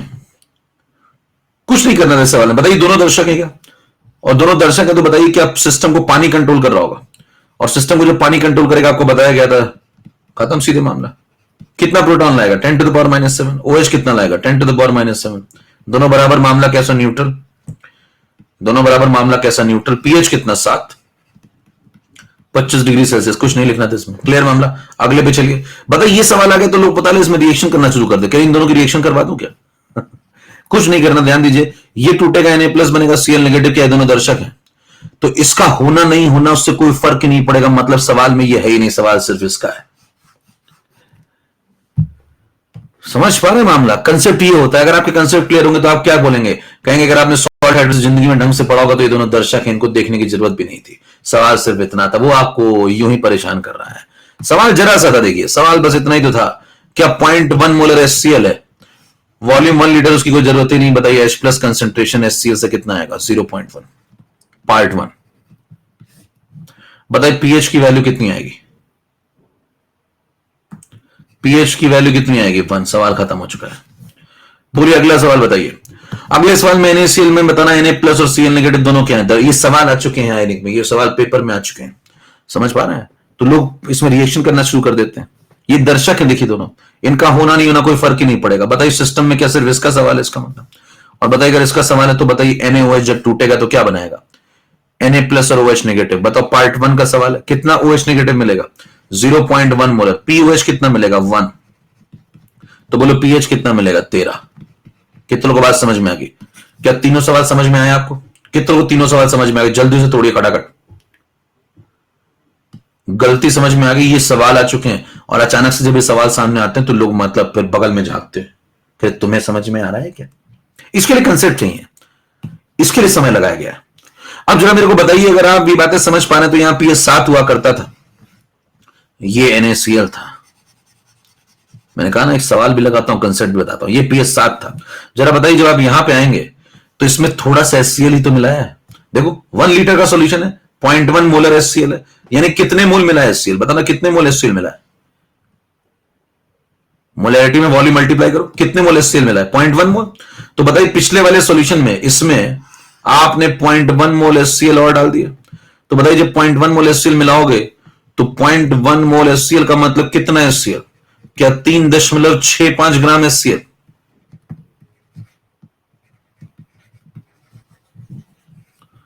समझ में आ रही बात? कह कैसे, कह रहे HCl का मोलर मास 36.5 होता है, 0.1 मोल का मास 3.65 ग्राम होगा। क्या बहुत थोड़ा सा HCl मिला है, 3-4 ग्राम, और 3-4 ग्राम मिलाते ही बताओ उसका pH 7 से सीधे कहां पहुंच गया। देखो पहले कितना था, 7, और 7 से डायरेक्ट अगली स्लाइड में आप गए तो बताइए कितना हो गया, 1। कितने का घाटा हुआ, क्या pH 6 से गिर गया, थोड़ा सा HCl मिलाते जिसका pH 6 से गिर जाए, क्या वो बफर बनने के लायक? बोलो भाई, क्या वो बफर बनने के लायक है? नहीं, इसीलिए इसको बफर नहीं बोला था, कहा था चुप बैठ जाओ, तुम बफर बनने के लायक नहीं हो। अब समझ में आ गया? तुम कह रहे थे ना मेरे को बफर बनाओ ना प्लीज। जरा देखिए, थोड़ा सा इसमें NaOH मिला दिया। कितना NaOH मिला है बताओ आपने? 0.1 इंटू 1, यानी कि कितने मोल मिलाया आपने? 0.1 मोल NaOH मिलाया। बताइए 0.1 मोल NaOH मिलाने का मतलब कितने ग्राम NaOH मिलाया? 4 ग्राम। कैसे 4 ग्राम आया? NaOH का मोलर मास 40 ग्राम होता है भैया। 4 ग्राम NaOH मिला है। बताइए पीएच का क्या हाल चाल है? वहां 7 हुआ करता था, यहां 13 हो गया है। बताइए क्या इस बार 6 से बढ़ गया है? हल्का सा बेस मिलाते ही तुम्हारा पीएच 6 से बढ़ जाता है, हल्का सा एसिड मिलाते ही तुम्हारा पीएच 6 से घट जाता है, तुम बफर बनने के लायक नहीं हो। किससे बोल रहे हैं सब बातें आप? किसको बोला? किसको बोला बफर बनने के लायक नहीं हो? NaCl को बोला। बताइए आप NaCl को कह देंगे अब समझ में आ गया तुम्हारे पर क्रॉस क्यों लगाया था। क्या मैंने लॉजिकली इन तीनों का मुंह बंद कर दिया? इन दोनों का मुंह कैसे बंद किया? तुम्हारे में लॉक्सी आता है, इसका मुंह कैसे बंद किया? 3 सवाल लगा के बताइए। इन तीनों का मुंह बंद हो चुका है, तकिए सुनिए लॉजिक से। समझ पा रहे हैं? अब आप इन तीनों के सामने इस चौथे को उठा के ले जाइए, तीनों कुछ नहीं बोलेंगे। इस चौथे को उठा के ले जाइए, भी तीनों कुछ नहीं बोलेंगे।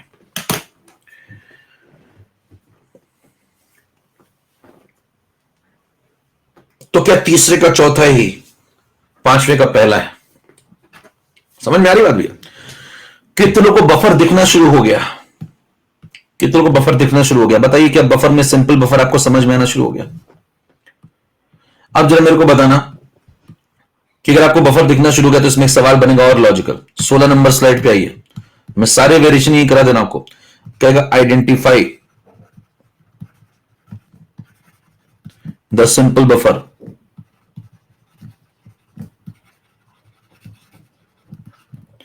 पहचाने इनमें से सिंपल बफर कौन है, और अगर नहीं पहचान पाए तो अपने आप को पहचाने। ऑप्शन दे रहा हूं, पोल करा रहा हूं।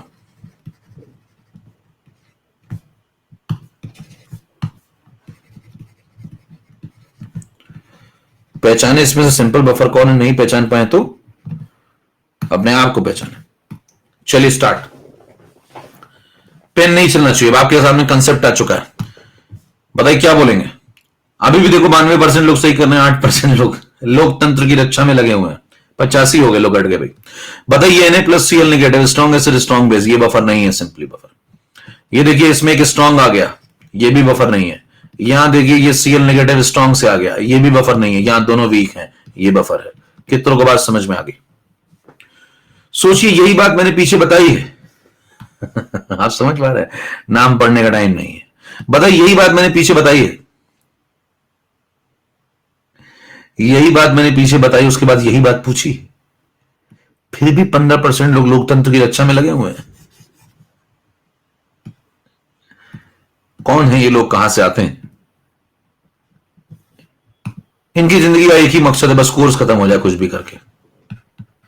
एक बार घर पे बोल दूं कि मेरा कोर्स खत्म हो गया है तो शायद मुझे खाना मिलना शुरू हो जाए। चलिए 17 नंबर पे पढ़ते हैं। 17 नंबर पे आइए। अब सिंपल बफर पढ़ने के बाद हम लोग पढ़ेंगे मिक्स्ड बफर। सिंपल बफर समाप्त हो चुका है, हम लोग क्या पढ़ने जा रहे हैं? Mix buffer. कितनों को यहां तक का सिंपल बफर पूरा समझ में आ गया भाई? यहां तक का मामला बिल्कुल क्लियर? चलो भाई, तो इसको अच्छे से रिवाइज करिए। आप आगे बढ़ते हैं मिक्स बफर पे। रिकॉर्डिंग एक बार और आप देख के नोट्स बना लेना प्रॉपर इसके। 17 नंबर स्लाइड पे आ जाइए, मिक्स बफर। ठीक है, फिर चलते हैं थोड़ा अंदर, फिर थोड़ा अंदर चलते हैं।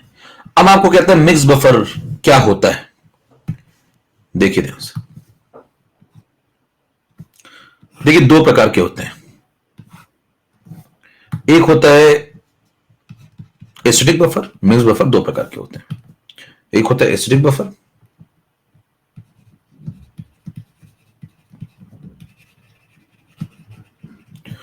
और एक होता है बेसिक बफर। अब ध्यान दीजिए, एसिडिक बफर में आ जाइए। एचडी बफर में अगर आपसे कोई पूछे कौन होता है, एग्जांपल बताओ, अभी मैं लिखना सिखा रहा हूं, ध्यान दीजिए, जब मैंने आपको सिंपल बफर पढ़ाया था सबसे पहले, तो सिंपल बफर में पहले मैंने आपको लिखना सिखाया, देखो पहले तो लिखना सिखाया ना, क्या लिखना सिखाया कि ये होता है, क्यों होता है उसके बाद बताया, है ना, क्यों होता है, कंसेप्ट क्या है, कैसे सवाल आएंगे, बाकी क्यों नहीं है, ये उसके बाद। तो पहले लिखना सीखिए, तभी मैं समझा नहीं रहा हूं, सिर्फ लिखना सिखा रहा हूं पहले। एचडी बफर में क्या होता है, एक वीक एसिड लिया जाता है और साथ में उसका कॉन्जुगेट बेस लिया जाता है, या दूसरा तरीका, एक वीक एसिड लिया जाता है और साथ में उसके कॉन्जुगेट बेस का सॉल्ट लिया जाता है, ठीक है। एग्जाम्पल, एग्जाम्पल के तौर पे, अच्छा ये दोनों एक ही बात है, ऐसा क्यों है, देखिए वीक एसिड लीजिए या कॉन्जुगेट बेस लो, या वीक एसिड लो साथ में कॉन्जुगेट बेस का सॉल्ट लो, इनके बीच में और लगा हुआ है, क्यों लगा है वो सब चर्चा भी आगे होगी, अभी सिर्फ लिखना सीख रहे हैं। तो वीक एसिड आपने लिया एसिटिक एसिड, साथ में कॉन्जुगेट बेस लिया आपने CH3CO-, वीक एसिड लिया आपने मान लीजिए एसिटिक एसिड, साथ में उसके कॉन्जुगेट बेस का सॉल्ट ले लो CH3CONA, ये दोनों रिप्रेजेंटेशन सेम है, ये दोनों रिप्रेजेंटेशन सेम है, क्यों सेम है वो चर्चा आगे होगी, अभी लिखना सीख रहे हैं सिर्फ। इधर आ जाइए, अगला काम आपसे कहता है कि जरा बेसिक बफर को समझाना भाई। बेसिक बफर में क्या बोलेंगे बताओ, वीक बेस लेंगे साथ में उसका कॉन्जुगेट एसिड लेंगे, और या फिर वीक बेस लेंगे और साथ में कॉन्जुगेट एसिड का सॉल्ट लेंगे, ये दोनों रिप्रेजेंटेशन सेम है।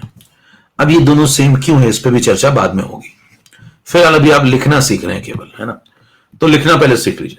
कोई वीक बेस लो जैसे NH4OH, साथ में उसका कॉन्जुगेट एसिड ले लो जैसे NH4+, या दूसरा तरीका इसको रिप्रेजेंट करने का हो सकता है, वीक बेस ले लो NH4OH, साथ में उसका जो कॉन्जुगेट एसिड NH4+, उसका सॉल्ट ले लो, ये दोनों एक ही बात है, ये लिखो और चाहे ये लिखो, एक ही बात है, क्यों बात है वो आगे समझेंगे। तो अभी आपने पहले लिखना सीखा, लिखना आप वाकई सीख गए हैं, ये कैसे तय होगा, आप कह देंगे मैंने लिखना सीख लिया, मैं कैसे मान लूं, या कोई लॉजिकल आदमी कैसे मान ले, तो उसके लिए आपको भीड़ में से पहचानना सीखना होगा। जैसे मैं भीड़ में कई लोग दूंगा, जैसे मैंने यहां देखिए भीड़ में 4 लोग दिए थे और 4 में से आपने ये वाला पहचान लिया, तो आप समझ गए कि मेरे को सिंपल बफर पढ़ाना आ गया, समझाना आ गया, या समझ गए आप। वैसे मिक्स बफर में मैं आपको एग्जांपल दूंगा, आपको पहचानना होगा कौन सा मिक्स बफर है और कौन सा नहीं है, ठीक है, भीड़ में से पहचानना। तो अगला जो पॉइंट हम लोग पढ़ रहे हैं वो है आइडेंटिफिकेशन ऑफ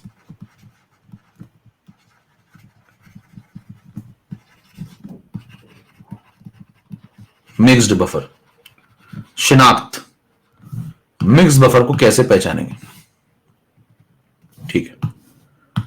अब देखिए पहचानने के कुछ तरीके होते हैं, क्या क्या कैसे कैसे देख के पहचानेंगे।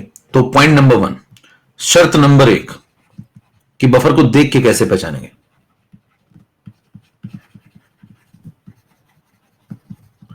There must be the presence of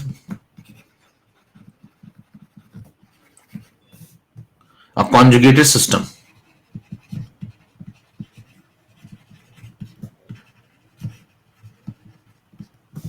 ठीक है, दोनों में से कोई एक, either weak acid strong base और वीक बेस स्ट्रॉन्ग एसिड, दोनों में से कोई एक सिस्टम होना चाहिए, या ये वाला या फिर ये वाला। कंडीशन नंबर 2, शर्त नंबर 2 ये है, there must be the difference of 1H positive, एक प्रोटॉन, और 1 OH negative, 1 hydroxyl ion between 2 entities।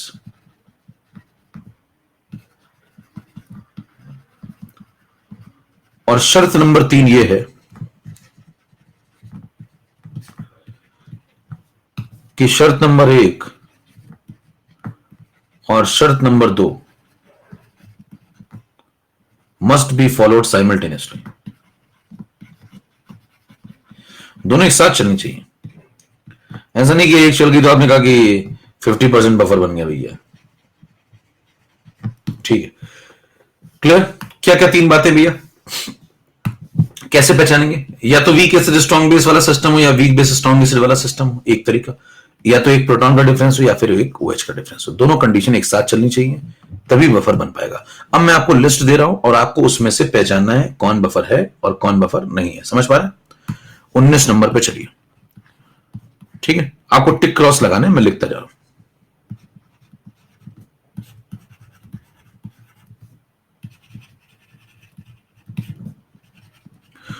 Copy में हमने टिक क्रॉस लगाना शुरू करी।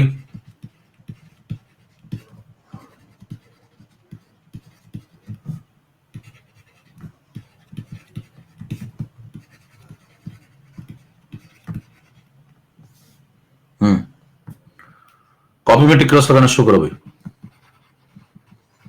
रेडी रखो बिल्कुल।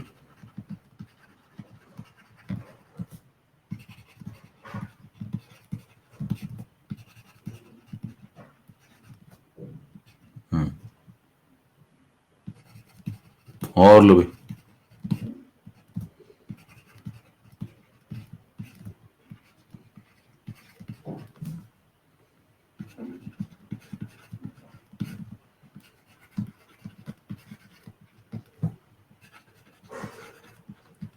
टिक क्रॉस लगाते रहो।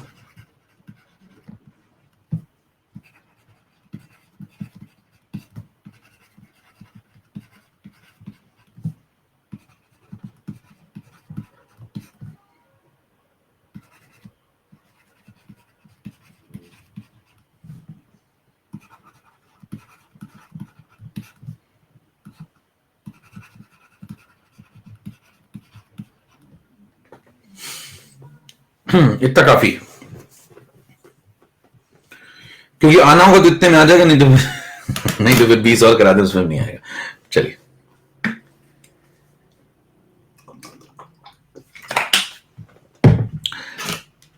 चलिए शुरू करते हैं। पहला देखिए, ये एक स्ट्रॉन्ग एसिड है, HCl एक स्ट्रॉन्ग एसिड है, और स्ट्रॉन्ग एसिड का कोई बफर नहीं बनता।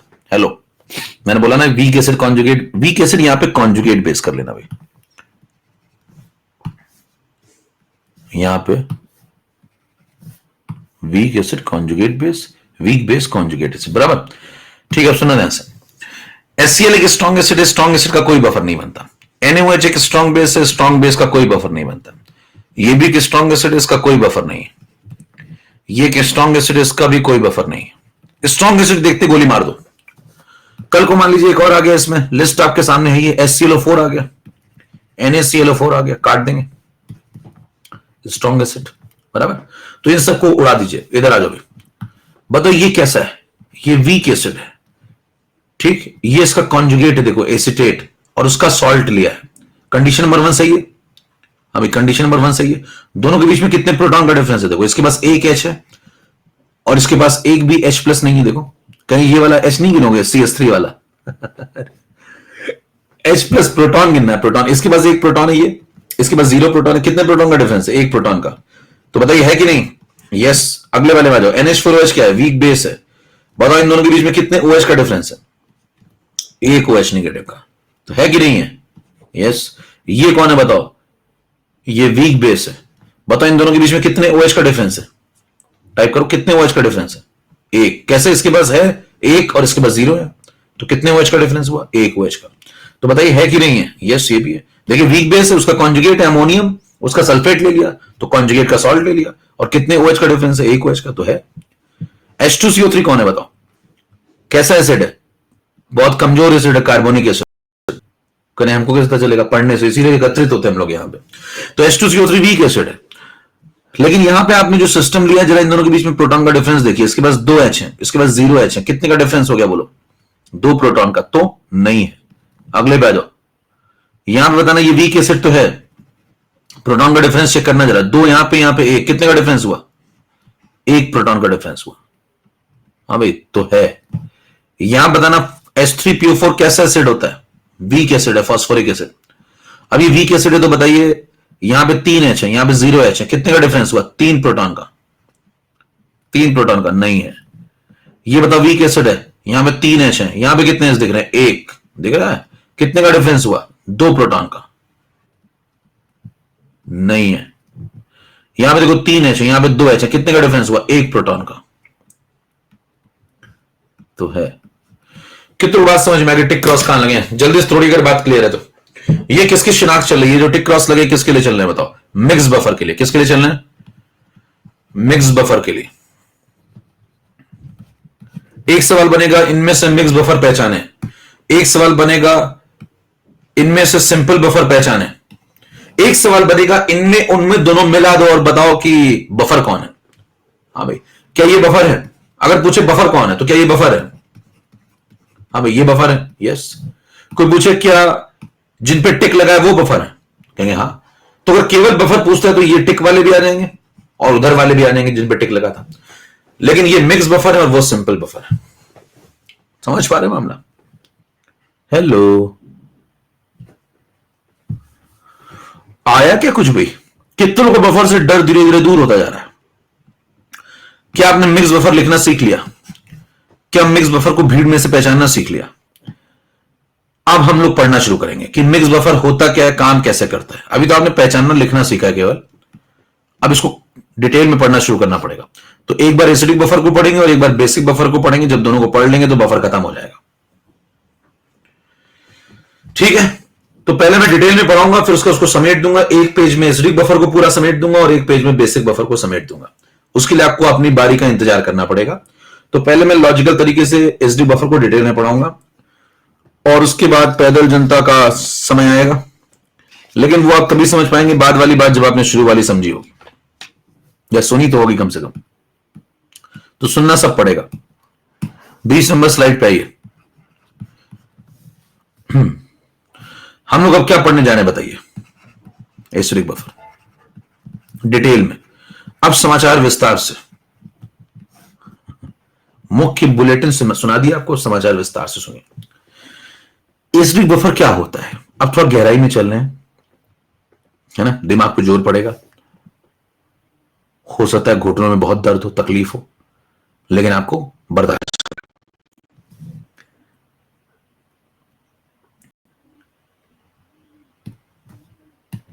ठीक है, मान लीजिए आपने कहा अब अगले 15 मिनट में आपके कंसेप्ट बिल्कुल खुल जाएंगे। ये लिखा,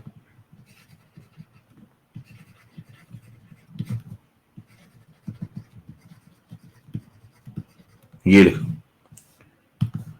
यहां से लग गया C1 molar, C2 molar, C1 molar, C2 molar. इनके बीच में अथवा लगा रहता है, एक ही बात है दोनों। तो सवाल तो उठता है, दिख तो नहीं रहे एक जैसे। हाँ भाई, इन दोनों में अंतर नजर आ रहा है आपको? यस। लेकिन लगा क्या है? अथवा। आप कह रहे हो दोनों एक ही बात है, क्यों एक बात है? पहला सवाल तो यही उठ गया। जितनी ज्यादा बातें आप लिखेंगे उतने ज्यादा सवाल उठेंगे। फिर मैं लिखना बंद कर दूं? फिर देखिए, अब उसके बाद क्या होगा? सिस्टम में आप इसका पीएच जब कैलकुलेट करने जाएंगे तो सिस्टम में एसिटिक एसिड भी और सिस्टम में एसिटेट भी है, दोनों है। ये दोनों है सिस्टम में। तो बताइए, एसिटिक एसिड लिख देंगे और दूसरी तरफ एसिटेट लिख देंगे, दोनों प्रेजेंट है कंटेनर के अंदर। ठीक है, फिर एक्वस मीडियम भी है, तो पानी में पड़े दोनों। और जब पानी में पड़े तो जरा बताइए, पानी के अंदर प्रोटॉन भी तो होंगे। भाई पानी है तो पानी के अंदर से प्रोटॉन भी तो निकल रहे होंगे, और ये एसिटिक एसिड भी तो प्रोटॉन दे रहा होगा। तो बताइए, क्या सिस्टम में प्रोटॉन भी प्रेजेंट होंगे? यस, बिल्कुल। पानी भी प्रोटॉन दे रहा होगा, एसिटिक एसिड भी दे रहा होगा, तो सिस्टम में कुछ प्रोटॉन भी होंगे। फिर क्या होगा कि ये दोनों व्यक्ति निगेटिव पॉजिटिव मिलकर के कुछ रिएक्शन को बैकवर्ड ले जा रहे होंगे, मतलब थोड़ा बहुत एसिटिक एसिड बना रहे होंगे, और एसिटिक एसिड एक्वस मीडियम में थोड़ा बहुत टूट भी रहा होगा, तो रिएक्शन को थोड़ा फॉरवर्ड भी ले जा रहा होगा। क्या इनके बीच में रिवर्सिबिलिटी सेट हो जाएगी? और जब रिएक्शन रिवर्सिबल होगी तो कभी ना कभी उसका मकसद पूरा होगा। उसका मकसद कब पूरा होता है? जब वो इक्विलिब्रियम गेन कर ले।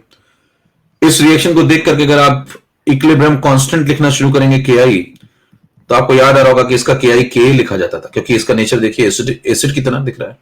तो आप कहेंगे इसको देख चुका हूं मैं पहले। ऐसी इक्वेशन आपने पहले कहीं देखी है क्या? ऐसी पहले कभी देखी है क्या? कहां देखी थी? क्या वीक एसिड में देखी थी? क्या पार्ट 2 में देखी थी? पार्ट 3 में नहीं मेरे दोस्त, पार्ट 2 में देखी थी। पार्ट 3 में कैसे देख ली तुमने? कहने मन की आंखों से देखता हूं, कहीं भी दिख जाती। देखी रेहान से पार्ट 2 में देखी थी आपने। तो पार्ट 2 में जब आपने देखी थी तो मैंने कहा ना, जितनी ज्यादा बातें करेंगे उतने ज्यादा सवाल उठेंगे। आपने यहां पे अथवा लगाया, उसने सवाल उठाया, दोनों एक ही हैं क्या और क्यों है? आपने कहा पार्ट 2 में इसको देखा था, इसको पार्ट 2 में देखा था, वो कहेगा क्या इसका मतलब वीक एसिड में देखा था? करें हाँ। तो क्या इसका मतलब यह समझा जाए कि वीक एसिड ही एसिडिक बफर होता है? क्या इसका मतलब यह समझा जाए कि वीक एसिड ही एसिडिक बफर होता है? हां या ना? एक सवाल ये उठ गया। सवाल उठ रहे हैं, अभी देखिए जवाब नहीं दे रहा हूं मैं, अभी मैं सवाल उठा, पहले सवाल तो उठे। सवाल समझ पा रहे हैं? कितने लोग सवाल समझ पा रहे हैं क्या पूछ रहा हूं? क्या वीक एसिड ही एसिडिक बफर हो जाएगा? क्या उसी को एसिडिक बफर बोल दूं मैं? तो जवाब उसका क्या होगा, उसके लिए आपको थोड़ा पढ़ना होगा मेरे दोस्त। तो जरा बताइए यहां पे आप क्या लिखेंगे? प्रोडक्ट अपॉन रिएक्टेंट, तो प्रोडक्ट में आप लिखेंगे 2 व्यक्ति, ये लीजिए। रिएक्टेंट में आप लिखेंगे 1 व्यक्ति, ये लीजिए। फिर कहानी आगे बढ़ जाएगी। चैट को थोड़ी देर के लिए रोक लिया जाए, क्योंकि आप लिख भी पाए और समझ भी पाए ऐसा मुझे लगता नहीं है एक साथ आप दोनों काम कर पाएंगे। ठीक, तो चैट रोक देते। अब देखिए यहां से प्रोटॉन, मेरा मकसद जिंदगी का क्या है? प्रोटॉन निकालना, क्योंकि मैं आगे चल के पीएच निकालूंगा। भाई एसिडिक बफर का भी मैं क्या कैलकुलेट करूंगा? पीएच। अभी तक आपने पार्ट 1 पढ़ा, पार्ट 2 पढ़ा, पार्ट 3 पढ़ा, हर जगह क्या निकालते थे आप? पीएच। यहां भी आपका वही मकसद है। पीएच जब भी आपको जिंदगी में निकालना हो तो आप प्रोटॉन निकालेंगे। यहां से प्रोटॉन लिखा जाए। प्रोटॉन जब लिखेंगे तो क्या लिखेंगे? K into acetic acid divided by acetate ion. ठीक, फिर आप दोनों तरफ लॉग अप्लाई कर देंगे। जब लॉग अप्लाई करेंगे तो ये ध्यान रखेंगे कि ये वाला जो टर्म है ये एक साथ रखा जाए, इसमें छेड़छाड़ ना करें, और इसको एक साथ रखा जाए। तो बताइए लॉग ऑफ, इसको ए मान लो, इसको पूरे को बी मान लो, तो ए इंटू बी, तो log of A plus log of B, ऐसे लिख दो। लॉग ऑफ के प्लस बाकी का टर्म एक साथ लिख दो।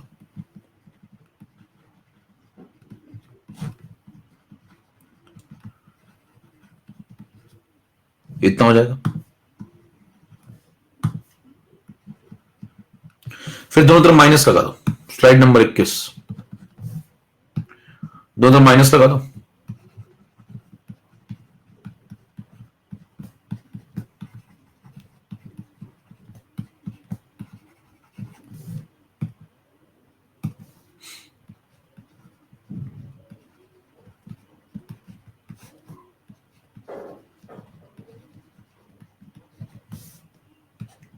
इधर भी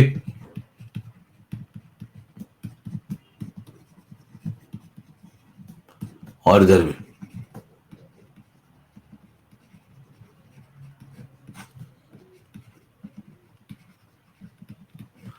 फिर minus log of H plus को आप पीएच लिख सकते हैं। माइनस लॉग ऑफ के को आप पीके लिख सकते हैं। फिर इस माइनस की जगह अगर मैं प्लस लगा दूं, इसकी जगह प्लस लगा दूं, तो ये पलट जाएगा। भैया प्लस लगा दे तो ये पलट जाएगा।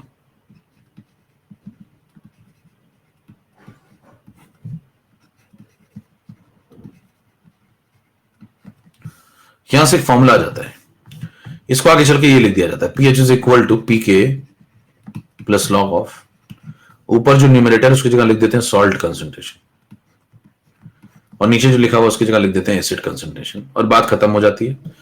और लोग कहते हैं कि इसके बाद सवाल लगाना शुरू कर देना चाहिए क्योंकि आप सब पढ़ चुके हैं, लेकिन सच्चाई ये है कि आपको कुछ नहीं आता है।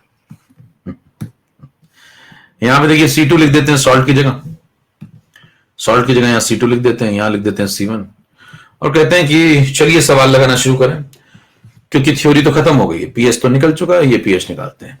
लेकिन यकीन मानिए अभी आपको कुछ नहीं आता है, अभी आपको बफर का काखा गागा भी नहीं आता है पीएच के मामले में, पीएच के मामले में। बाकी तो आप सीख गए आइडेंटिफिकेशन। मैं आपसे 3 सवाल पूछूंगा और जितनी पैदल जनता है सब इस्तीफा दे देगी, जो ऐसा दावा करती है कि इसके बाद बफर समाप्त हो जाता है और हमें सवाल लगाने चाहिए। उनसे पहला सवाल यह है कि यहां पे आपने अथवा लगाया है, यहां पे एसिटेट आयन लिखा हुआ है, यहां पे सोडियम एसिटेट लिखा है, दोनों सेम कैसे हैं? सवाल नंबर 2, यहां दिखने में ये इक्वेशन पार्ट 2 से मैच करती है, तो क्या वीक एसिड ही एसिडिक बफर है? अगर हां तो क्यों, और अगर नहीं तो क्यों नहीं? समझ पा रहे हैं?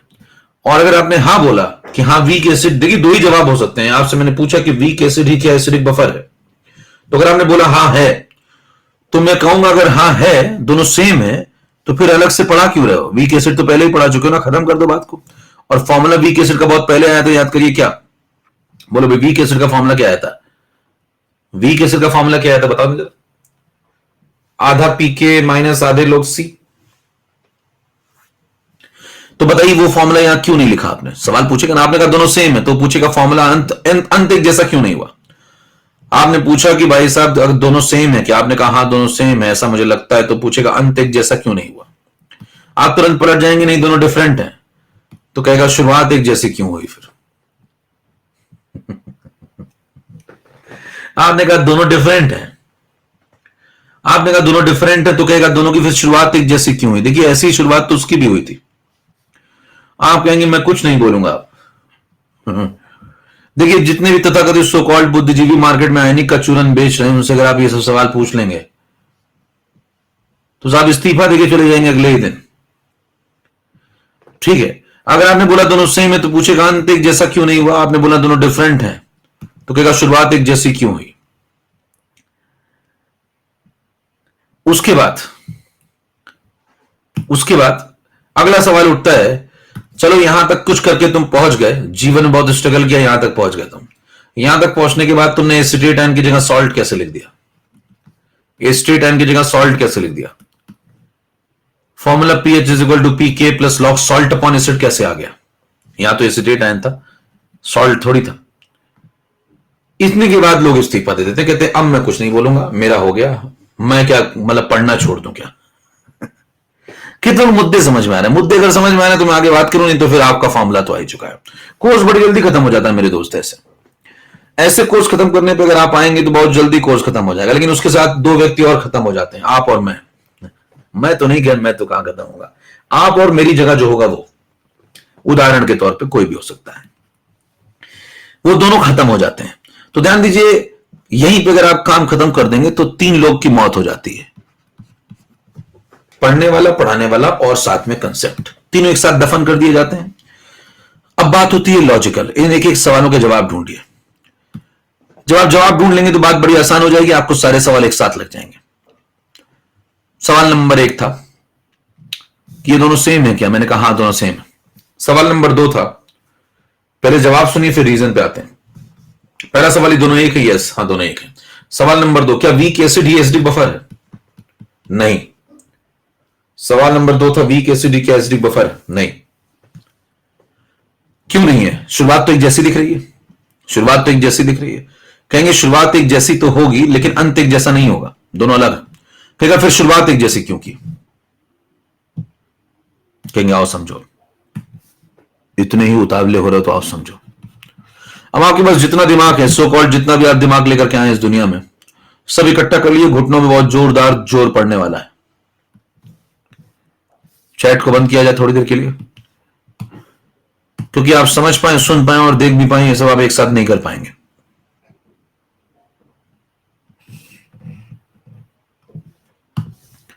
ध्यान सुनिएगा, ये वीक एसिड है, ये अलग है,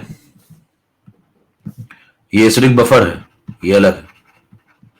मैंने बोला दोनों अलग है, पहला वर्डिक्ट ये है कि दोनों अलग है। ये पार्ट 2 है,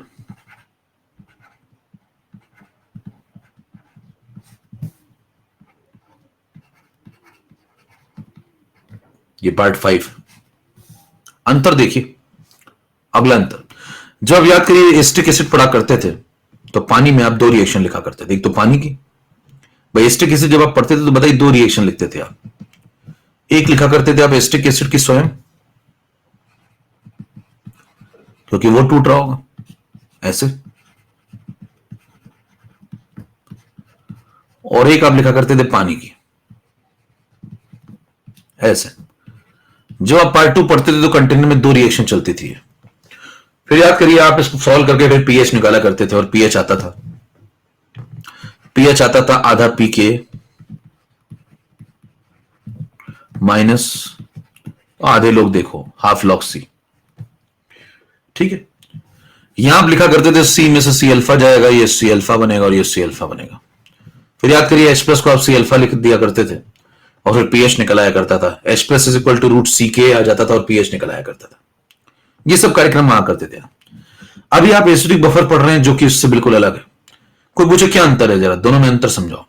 कहेंगे एसिडिक बफर कैसे बनता है, इसी में बहुत बड़ा अंतर है। कह रहे कैसे बनता बताओ? कह रहे सबसे पहले पानी लिया जाता है, पानी के अंदर एक वीक एसिड मिलाया जाता है, पानी के अंदर एक वीक एसिड मिलाया जाता है जो कि पानी में बहुत कम आयनाइज हो रहा होता है। उसके बाद पानी के अंदर उस वीक एसिड का जो कॉन्जुगेट है, एसीटेट आयन, उसका सॉल्ट मिलाया जाता है, सॉल्ट, जो कि पानी में बहुत जोरदार आयनाइज हो रहा होता है।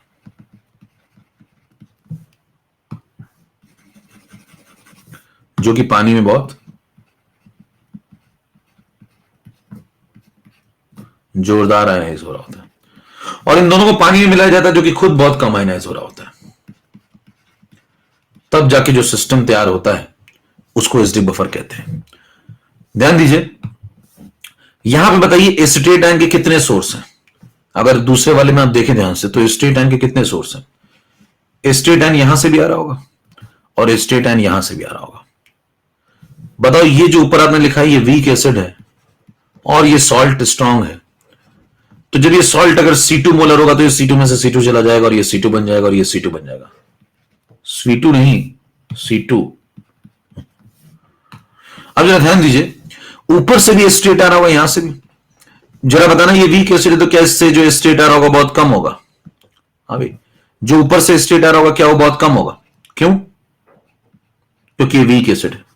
बताइए, सॉल्ट से जो एसीटेट आ रहा होगा क्या वो बहुत ज्यादा होगा? क्यों? क्योंकि वो स्ट्रॉन्ग सॉल्ट है। बताइए, उसके बाद ये जो सॉल्ट है ना, ये जो सॉल्ट है नीचे वाला, ये ऊपर वाले को जीने भी नहीं देगा। क्यों? क्योंकि ध्यान दीजिए, दोनों के बीच में कॉमन आयन है और यहां पे एक इफेक्ट लग जाएगा जिसको बोलेंगे कॉमन आयन इफेक्ट। और वो जब कॉमन आयन इफेक्ट लगेगा तो बताइए कॉमन आयन इफेक्ट कौन लगाएगा और किस पे लगाएगा? तो कॉमन आयन इफेक्ट कौन लगाएगा? नीचे वाली पार्टी सॉल्ट लगाएगी ऊपर वाले पे, और बताइए इसकी रिएक्शन को क्या और बैकवर्ड भेज देगी। तो क्या ये कम था भी और कम हो जाएगा। और जब ये इतना कम हो जाएगा तो ये नेग्लेक्ट हो जाएगा। किसके सामने? इस एसीटेट के सामने। सिस्टम में एसीटेट आयन कहां से कंट्रोल होना शुरू हो जाएगा? सॉल्ट से। सिस्टम के अंदर एसीटेट आयन कहां से कंट्रोल होना शुरू हो जाएगा? सॉल्ट से, क्योंकि ये ऊपर वाला नेग्लेक्ट हो जाएगा। ध्यान दीजिए, आप यहां पे कहेंगे कि एसीटेट आयन के दो सोर्स हैं। कौन कौन से? एसीटेट आयन का पहला सोर्स है कौन? सॉल्ट। और दूसरा कौन है? Weak acid. लेकिन ध्यान दीजिए, वीक एसिड नेग्लेक्ट हो जाएगा तो बचेगा सिर्फ कौन? सॉल्ट, जो कि C2 है। इसीलिए जो सॉल्ट का कंसंट्रेशन है और जो एसीटेट आयन का कंसंट्रेशन है दोनों मैच कर जाते हैं। इसीलिए आप यहां पे एसीटेट आयन की जगह पे सॉल्ट लिख सकते हैं और दोनों की जगह पे C2 लिख सकते हैं। कुछ चमक रहा हो तो तोड़ते जाइए। समझ पा रहे हैं? ठीक है, अच्छा, अगला पॉइंट सुनिए। कोई कहे कि दोनों चित्रों में अंतर समझाओ, कोई कहे कि इस वाले चित्र में और उस वाले चित्र में दोनों में अंतर समझाओ। कहेंगे आओ समझे अंतर। कहें दोनों में जोरदार अंतर है, दोनों चित्रों में जोरदार अंतर है। करे क्या अंतर है? अंतर नंबर 1, ये वीक एसिड है, ये एसिडिक बफर है। ये वीक एसिड है और ये एसिडिक बफर है। अंतर नंबर 2, ये पार्ट 2 है, ये पार्ट 5 है। अंतर नंबर 3, यहां एसीटेट आयन का एक ही सोर्स है वीक एसिड, यहां एसीटेट आयन के दो सोर्स हैं, वीक एसिड और सॉल्ट। अंतर नंबर 4, यहां पे कोई कॉमन आयन इफेक्ट नहीं लग रहा पहले वाले में, लेकिन इधर वाले में कॉमन आयन इफेक्ट लग रहा है, सॉल्ट वीक एसिड के ऊपर लगा रहा है। अंतर नंबर 5, पहले वाले में एसिड कंट्रोल कौन कर रहा है? वीक एसिड, क्योंकि वही उसका अकेला सोर्स है। लेकिन दूसरे वाले में एसिडिक बफर में वीक एसिड दो जगह से आ रहा होता है और उसको कंट्रोल सॉल्ट कर रहा होता है, ना कि वीक एसिड, क्योंकि वो तो नेग्लेक्ट हो जाता है। अगला अंतर है कि साहब यहां पे 2 रिएक्शंस हैं, यहां पे 3 रिएक्शंस हैं। अगला अंतर है यहां पे दोनों रिवर्सिबल हैं, और लेकिन यहां पे 2 रिवर्सिबल और 1 इररिवर्सिबल है। अगला अंतर, इसका पीएच अलग आएगा और इसका पीएच अलग आएगा, क्योंकि दोनों अलग अलग है, क्योंकि साबित हो चुका है कि दोनों अलग अलग है। समझ पा रहे हैं? अब वो एक बात पूछेगा कि ये तो समझ में आ गया कि भाई दोनों अलग अलग हैं, अब ये बता दो बस कि दोनों की शुरुआत एक जैसी क्यों की। ये तो समझ में आ गया दोनों का अंत एक जैसा होगा, बस ये बता दो कि दोनों की शुरुआत एक जैसी ये क्यों हुई। तो आप कहेंगे दोनों जगह प्रोटॉन चाहिए था, दोनों जगह प्रोटॉन चाहिए था, यहां भी और वहां भी। प्रोटॉन को ढूंढने के लिए बताइए आप कौन सी रिएक्शन पे जाते हैं? इस वाली पे, क्योंकि यहां प्रोटॉन नजर आ रहा है। प्रोटॉन को ढूंढने के लिए आप इस रिएक्शन पे जाते हैं, क्यों? क्योंकि यहां प्रोटॉन नजर आ रहा है। ध्यान दीजिए, जब आपको यहां से प्रोटॉन ढूंढना होता है तो आप इस वाली रिएक्शन को बाहर निकालते हैं और क्या लिखते हैं, K is equal to acetate ion into proton upon acetic acid. समझ पा रहे हैं? और ध्यान दीजिए, जब यहां से आपको प्रोटॉन चाहिए इस वाले में प्रोटॉन बफर के अंदर, तो देखिए तीसरी वाली आपको दे नहीं सकती प्रोटॉन। क्यों? क्योंकि तीसरी वाली तब तक आपको प्रोटॉन नहीं बता सकती जब तक आपको कोई दूसरा आयन ना पता चल जाए। देखिए तीसरी वाली का यहां भी वही नाटक है। पानी वाली रिएक्शन तो वही बातें बोलती है ना, क्या कि दोनों में से कोई एक आयन ले आओ तो दूसरा बता देंगे।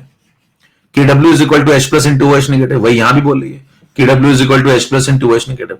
इसका मतलब अगर आपको पीएच चाहिए, तो बताइए पीएच यहां से तो नहीं मिलने वाला डायरेक्ट, इसलिए आपने यहां कौन सी रिएक्शन उठाई, ये वाली, और इससे पीएच की तरफ आप बढ़ गए, यहां आपने देखिए इससे पीएच मिल नहीं सकता था तीसरी वाली से, तो या तो पहली वाली या तो दूसरी वाली में कहीं प्रोटॉन नजर आ नहीं रहा, तो आप किसके पास जाते हैं, पहली वाली के पास। इसलिए आप पहली वाली, और इसीलिए यहां पे भी शुरुआत में आप पहली वाली को उठाते हैं और यहां भी शुरुआत में आप पहली वाली को उठाते हैं, इसलिए दोनों की शुरुआत एक जैसी होती है। लेकिन दोनों का अंत एक जैसा नहीं होगा। अंत एक जैसा इसलिए नहीं होगा क्योंकि ध्यान दीजिए, यहां पे आप जब एसिटेट को लिखते हैं तो एसिटेट को क्या लिखते हैं, जब आप पार्ट 2 पढ़ रहे होते हैं तो इसको लिखते हैं आप सी अल्फा, इसको लिखते हैं सी अल्फा, और इसको लिखते हैं सी माइनस सी अल्फा। लेकिन यहां जब आप यही इक्वेशन लगाएंगे तो ऐसा नहीं लिखेंगे। क्यों? क्योंकि ध्यान दो, यहां पे जब आप ये इक्वेशन लगाएंगे तो बताओ एसिटेट आयन की वैल्यू क्या चेंज हो चुकी है। हाँ भाई, एसिटेट आयन की वैल्यू क्या चेंज हो चुकी है, कितनी हो चुकी है एसिटेट आयन की वैल्यू, C2। चेक करिए, इसकी वैल्यू C2 हो चुकी है। अब ये सी अल्फा थोड़ी है, ये सी अल्फा कब हुआ करता था, पार्ट 2 में। बताइए एसिटिक एसिड की वैल्यू भी चेंज हो चुकी है, अब कितनी हो चुकी है, वो C1 हो चुकी है इक्विलिब्रियम पे, तो ये बदल के C1 हो चुका है। पहले ये C माइनस सी अल्फा था, याद करो जब आप पार्ट 2 पढ़ते थे तो देखो C अल्फा था, ये C माइनस सी अल्फा था, दोनों बदल गए हैं, ये बदल के कुछ और हो गया, ये बदल के कुछ और हो गया। अब आप पार्ट 5 में, तो जरा बताइए अगर ये दोनों बदल गए हैं, जब ये दोनों बदल गए, ये C2 हो गया है, ये C1 हो गया, तो ये बगल में बैठा हुआ प्रोटॉन क्या बोलेगा इन दोनों से, ये बगल में बैठा हुआ प्रोटॉन इन दोनों से कहेगा सुना है तुम दोनों बदले बदले से नजर आते हो। किनसे कहेगा, इससे और इससे, इन दोनों से कहेगा सुना है तुम दोनों बदले बदले से नजर आते हो, और अगर तुम दोनों बदल जाओगे, इनसे पूछेगा तुम क्यों बदल गए, इससे पूछेगा तुम ये, इससे पूछेगा तुम क्यों बदले, ये कहेगा पार्ट 2 में तुम सी अल्फा हुआ करते थे, अभी तुम C2 क्यों हो गए। कहता मुझे कंट्रोल करने वाला अब सॉल्ट है, पहले मुझे कंट्रोल करने वाला वीक एसिड था, मुझे कंट्रोल करने वाला सॉल्ट है। इससे कहेगा तुम क्यों बदल गए, कहेगा कि अब कंटेनर मेरे ऊपर कॉमन एन इफेक्ट लग रहा है, पहले नहीं लगता था, पार्ट 2 में मेरे ऊपर कॉमन एन इफेक्ट नहीं लगता था, अब लगता है तो मेरा डेटा चेंज हो गया है। तो प्रोटॉन कहेगा अगर तुम दोनों बदल गए हो तो मैं भी इस कदर बदलूंगा कि मेरे के पे कोई आंच ना आ जाए। क्या बोलेगा, प्रोटॉन बोलेगा इन दोनों से अगर तुम दोनों बदल गए हो तो मैं भी इस कदर बदलूंगा कि मेरे के पे कोई आंच ना आ जाए। क्यों के पे कोई आंच ना आ जाए, क्योंकि के को बदलने की हैसियत किसी भी अन्य व्यक्ति में नहीं है सिवाय टेम्परेचर के, और टेम्परेचर तो बदला ही नहीं है क्योंकि बर्नर तो इनऑर्गेनिक वालों के पास है। ध्यान दीजिए के बदल नहीं रहा, इसका मतलब क्या, प्रोटॉन को एडजस्ट होना पड़ेगा, और प्रोटॉन को इस कदर बदलना होगा कि के पे कोई आंच ना आए। तो क्या प्रोटॉन बदल जाएगा, तो वो बदला बदला सा प्रोटॉन क्या हो जाएगा, वही तो निकालना है, और वही तो निकाला है। जरा बताइए यहां से अगर आप वैल्यू पुट करेंगे H प्लस की, यहां लगाएंगे के, यहां क्या लगाएंगे, इसकी जगह क्या लगाएंगे C1, इसकी जगह क्या लगाएंगे C2, तो बताओ H प्लस की वैल्यू कितनी आ रही है, क्या H प्लस की वैल्यू आ रही है K into C1 upon C2, और ये वैल्यू बताइए जब पार्ट 2 आप पढ़ते थे तो ये वैल्यू कितनी आती थी, C अल्फा।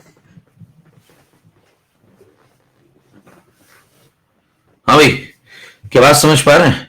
अभी ये वैल्यू आ रही है K into C1 into C2, एक सवाल खत्म हो चुका है, वो कहेगा इस कंटेनर के अंदर प्रोटॉन सॉल्व करो, क्या यहीं से सॉल्व कर देंगे, C1 वो आपको क्वेश्चन में देगा, C2 आपको क्वेश्चन में देगा, आप लगा देंगे सीधे H प्लस निकल आएगा। हेलो, जरा बताइए कितने लोगों को पार्ट 2 और पार्ट 5 में अंतर समझ में आ गया कि दोनों अलग हैं। बताना पार्ट 2 में यही प्रोटॉन कितना आता था, C अल्फा, अब पार्ट 5 में कितना आ रहा है, K into C1 by C2। कितनों को दोनों में अंतर समझ में आ गया कि दोनों अलग है भाई, पार्ट 2 अलग है, पार्ट 5 अलग है। तोड़िए फटाफट। हर बात का जवाब आपको मिल गया क्या। देखिए सवाल नंबर 1 क्या था, सवाल नंबर 1 क्या था, एसिटेट की जगह सोडियम एसिटेट क्यों लिखा है, सॉल्ट क्यों लिखा है, बोलो भाई इसका जवाब मिला क्या। ये दोनों सेम क्यों है, ये दोनों सेम क्यों है, इसका जवाब मिला क्या। क्योंकि ध्यान दीजिए सोडियम एसिटेट का कंसंट्रेशन जितना होगा उतना ही तो एसिटेट का होगा, क्योंकि यही तो इसको कंट्रोल कर रहा है। ठीक है, बताइए दूसरा सवाल, दोनों की शुरुआत एक जैसी क्यों हुई है, क्योंकि दोनों में प्रोटॉन ढूंढना था और प्रोटॉन इसी इक्वेशन में मिलता है। तो बताइए, चाहे आप पार्ट 2 पढ़िए चाहे आप पार्ट 5 पढ़िए, उठाएंगे किसको? उठाएंगे इसी इक्वेशन को, क्योंकि इसी के अंदर प्रोटॉन मिल रहा है। तो इसीलिए इसको उठाते हैं पार्ट इस कंटेनर में से और इसको उठाते हैं इस कंटेनर में से। समझ में आ रही बात? इसीलिए दोनों की शुरुआत एक जैसी होती है। अगला सवाल, एसीटेट की जगह पे यहां पे सॉल्ट क्यों लिख दिया है? क्योंकि सॉल्ट ही इसको कंट्रोल कर रहा है और दोनों का कंसंट्रेशन C2 है। समझ में आ रही बात? तो क्या आपको इसके अंदर लिखी हुई सारी बातें समझ में आ गई? हाँ भाई, क्या इसके अंदर लिखी हुई सारी बातें समझ में आ गई आपको? अब हम लोग इसको निपटा के खत्म करेंगे अगले टर्न पे एसिडिक बफर को। अभी तक मैंने आज कंसेप्ट बताया आपको। अब अगर आप पैदल हैं तो ये सब आपके लिए नहीं था। अगर आप पैदल हैं दिमागी तौर पे तो ये सब आपके लिए नहीं था। आपके लिए अगले टर्न पे प्रस्तुति होगी। ठीक है, अगले टर्न आपके लिए डिवोटेड होगा पूरे तरीके से। अगले टर्न पे मैं एक पेज में पूरा बफर समाप्त कर दूंगा एसिडिक और एक पेज पे पूरा बफर बेसिक, और उसमें सारे सवाल कवर हो जाएंगे। ठीक है, तो अगली क्लास आपकी कब है भाई?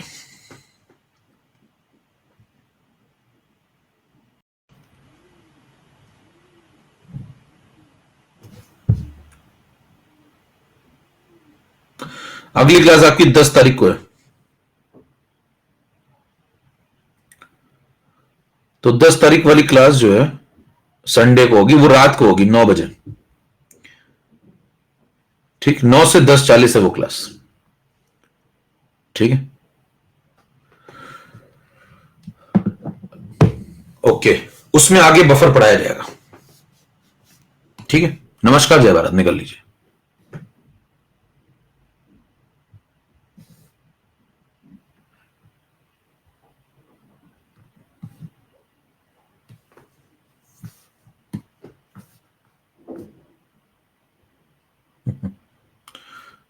उस दिन उस लड़की ने सॉरी बोला था। भाई साहब, क्या क्या बातें लिखते थे।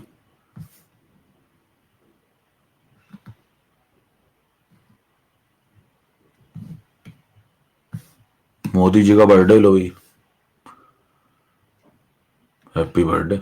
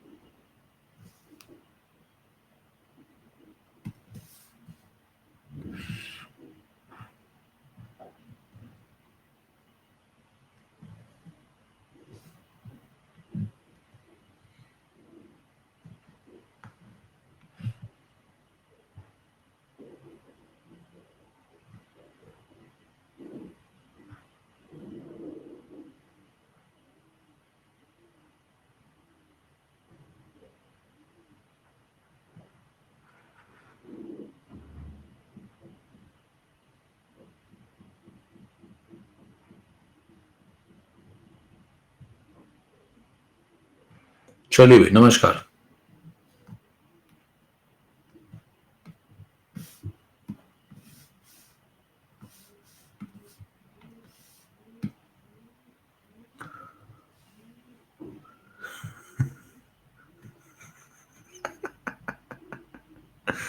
क्या क्या भेजते रहते हो? वी आर ब्लेस्ड टीचर है क्योंकि इसमें। नमस्कार, जय भारत।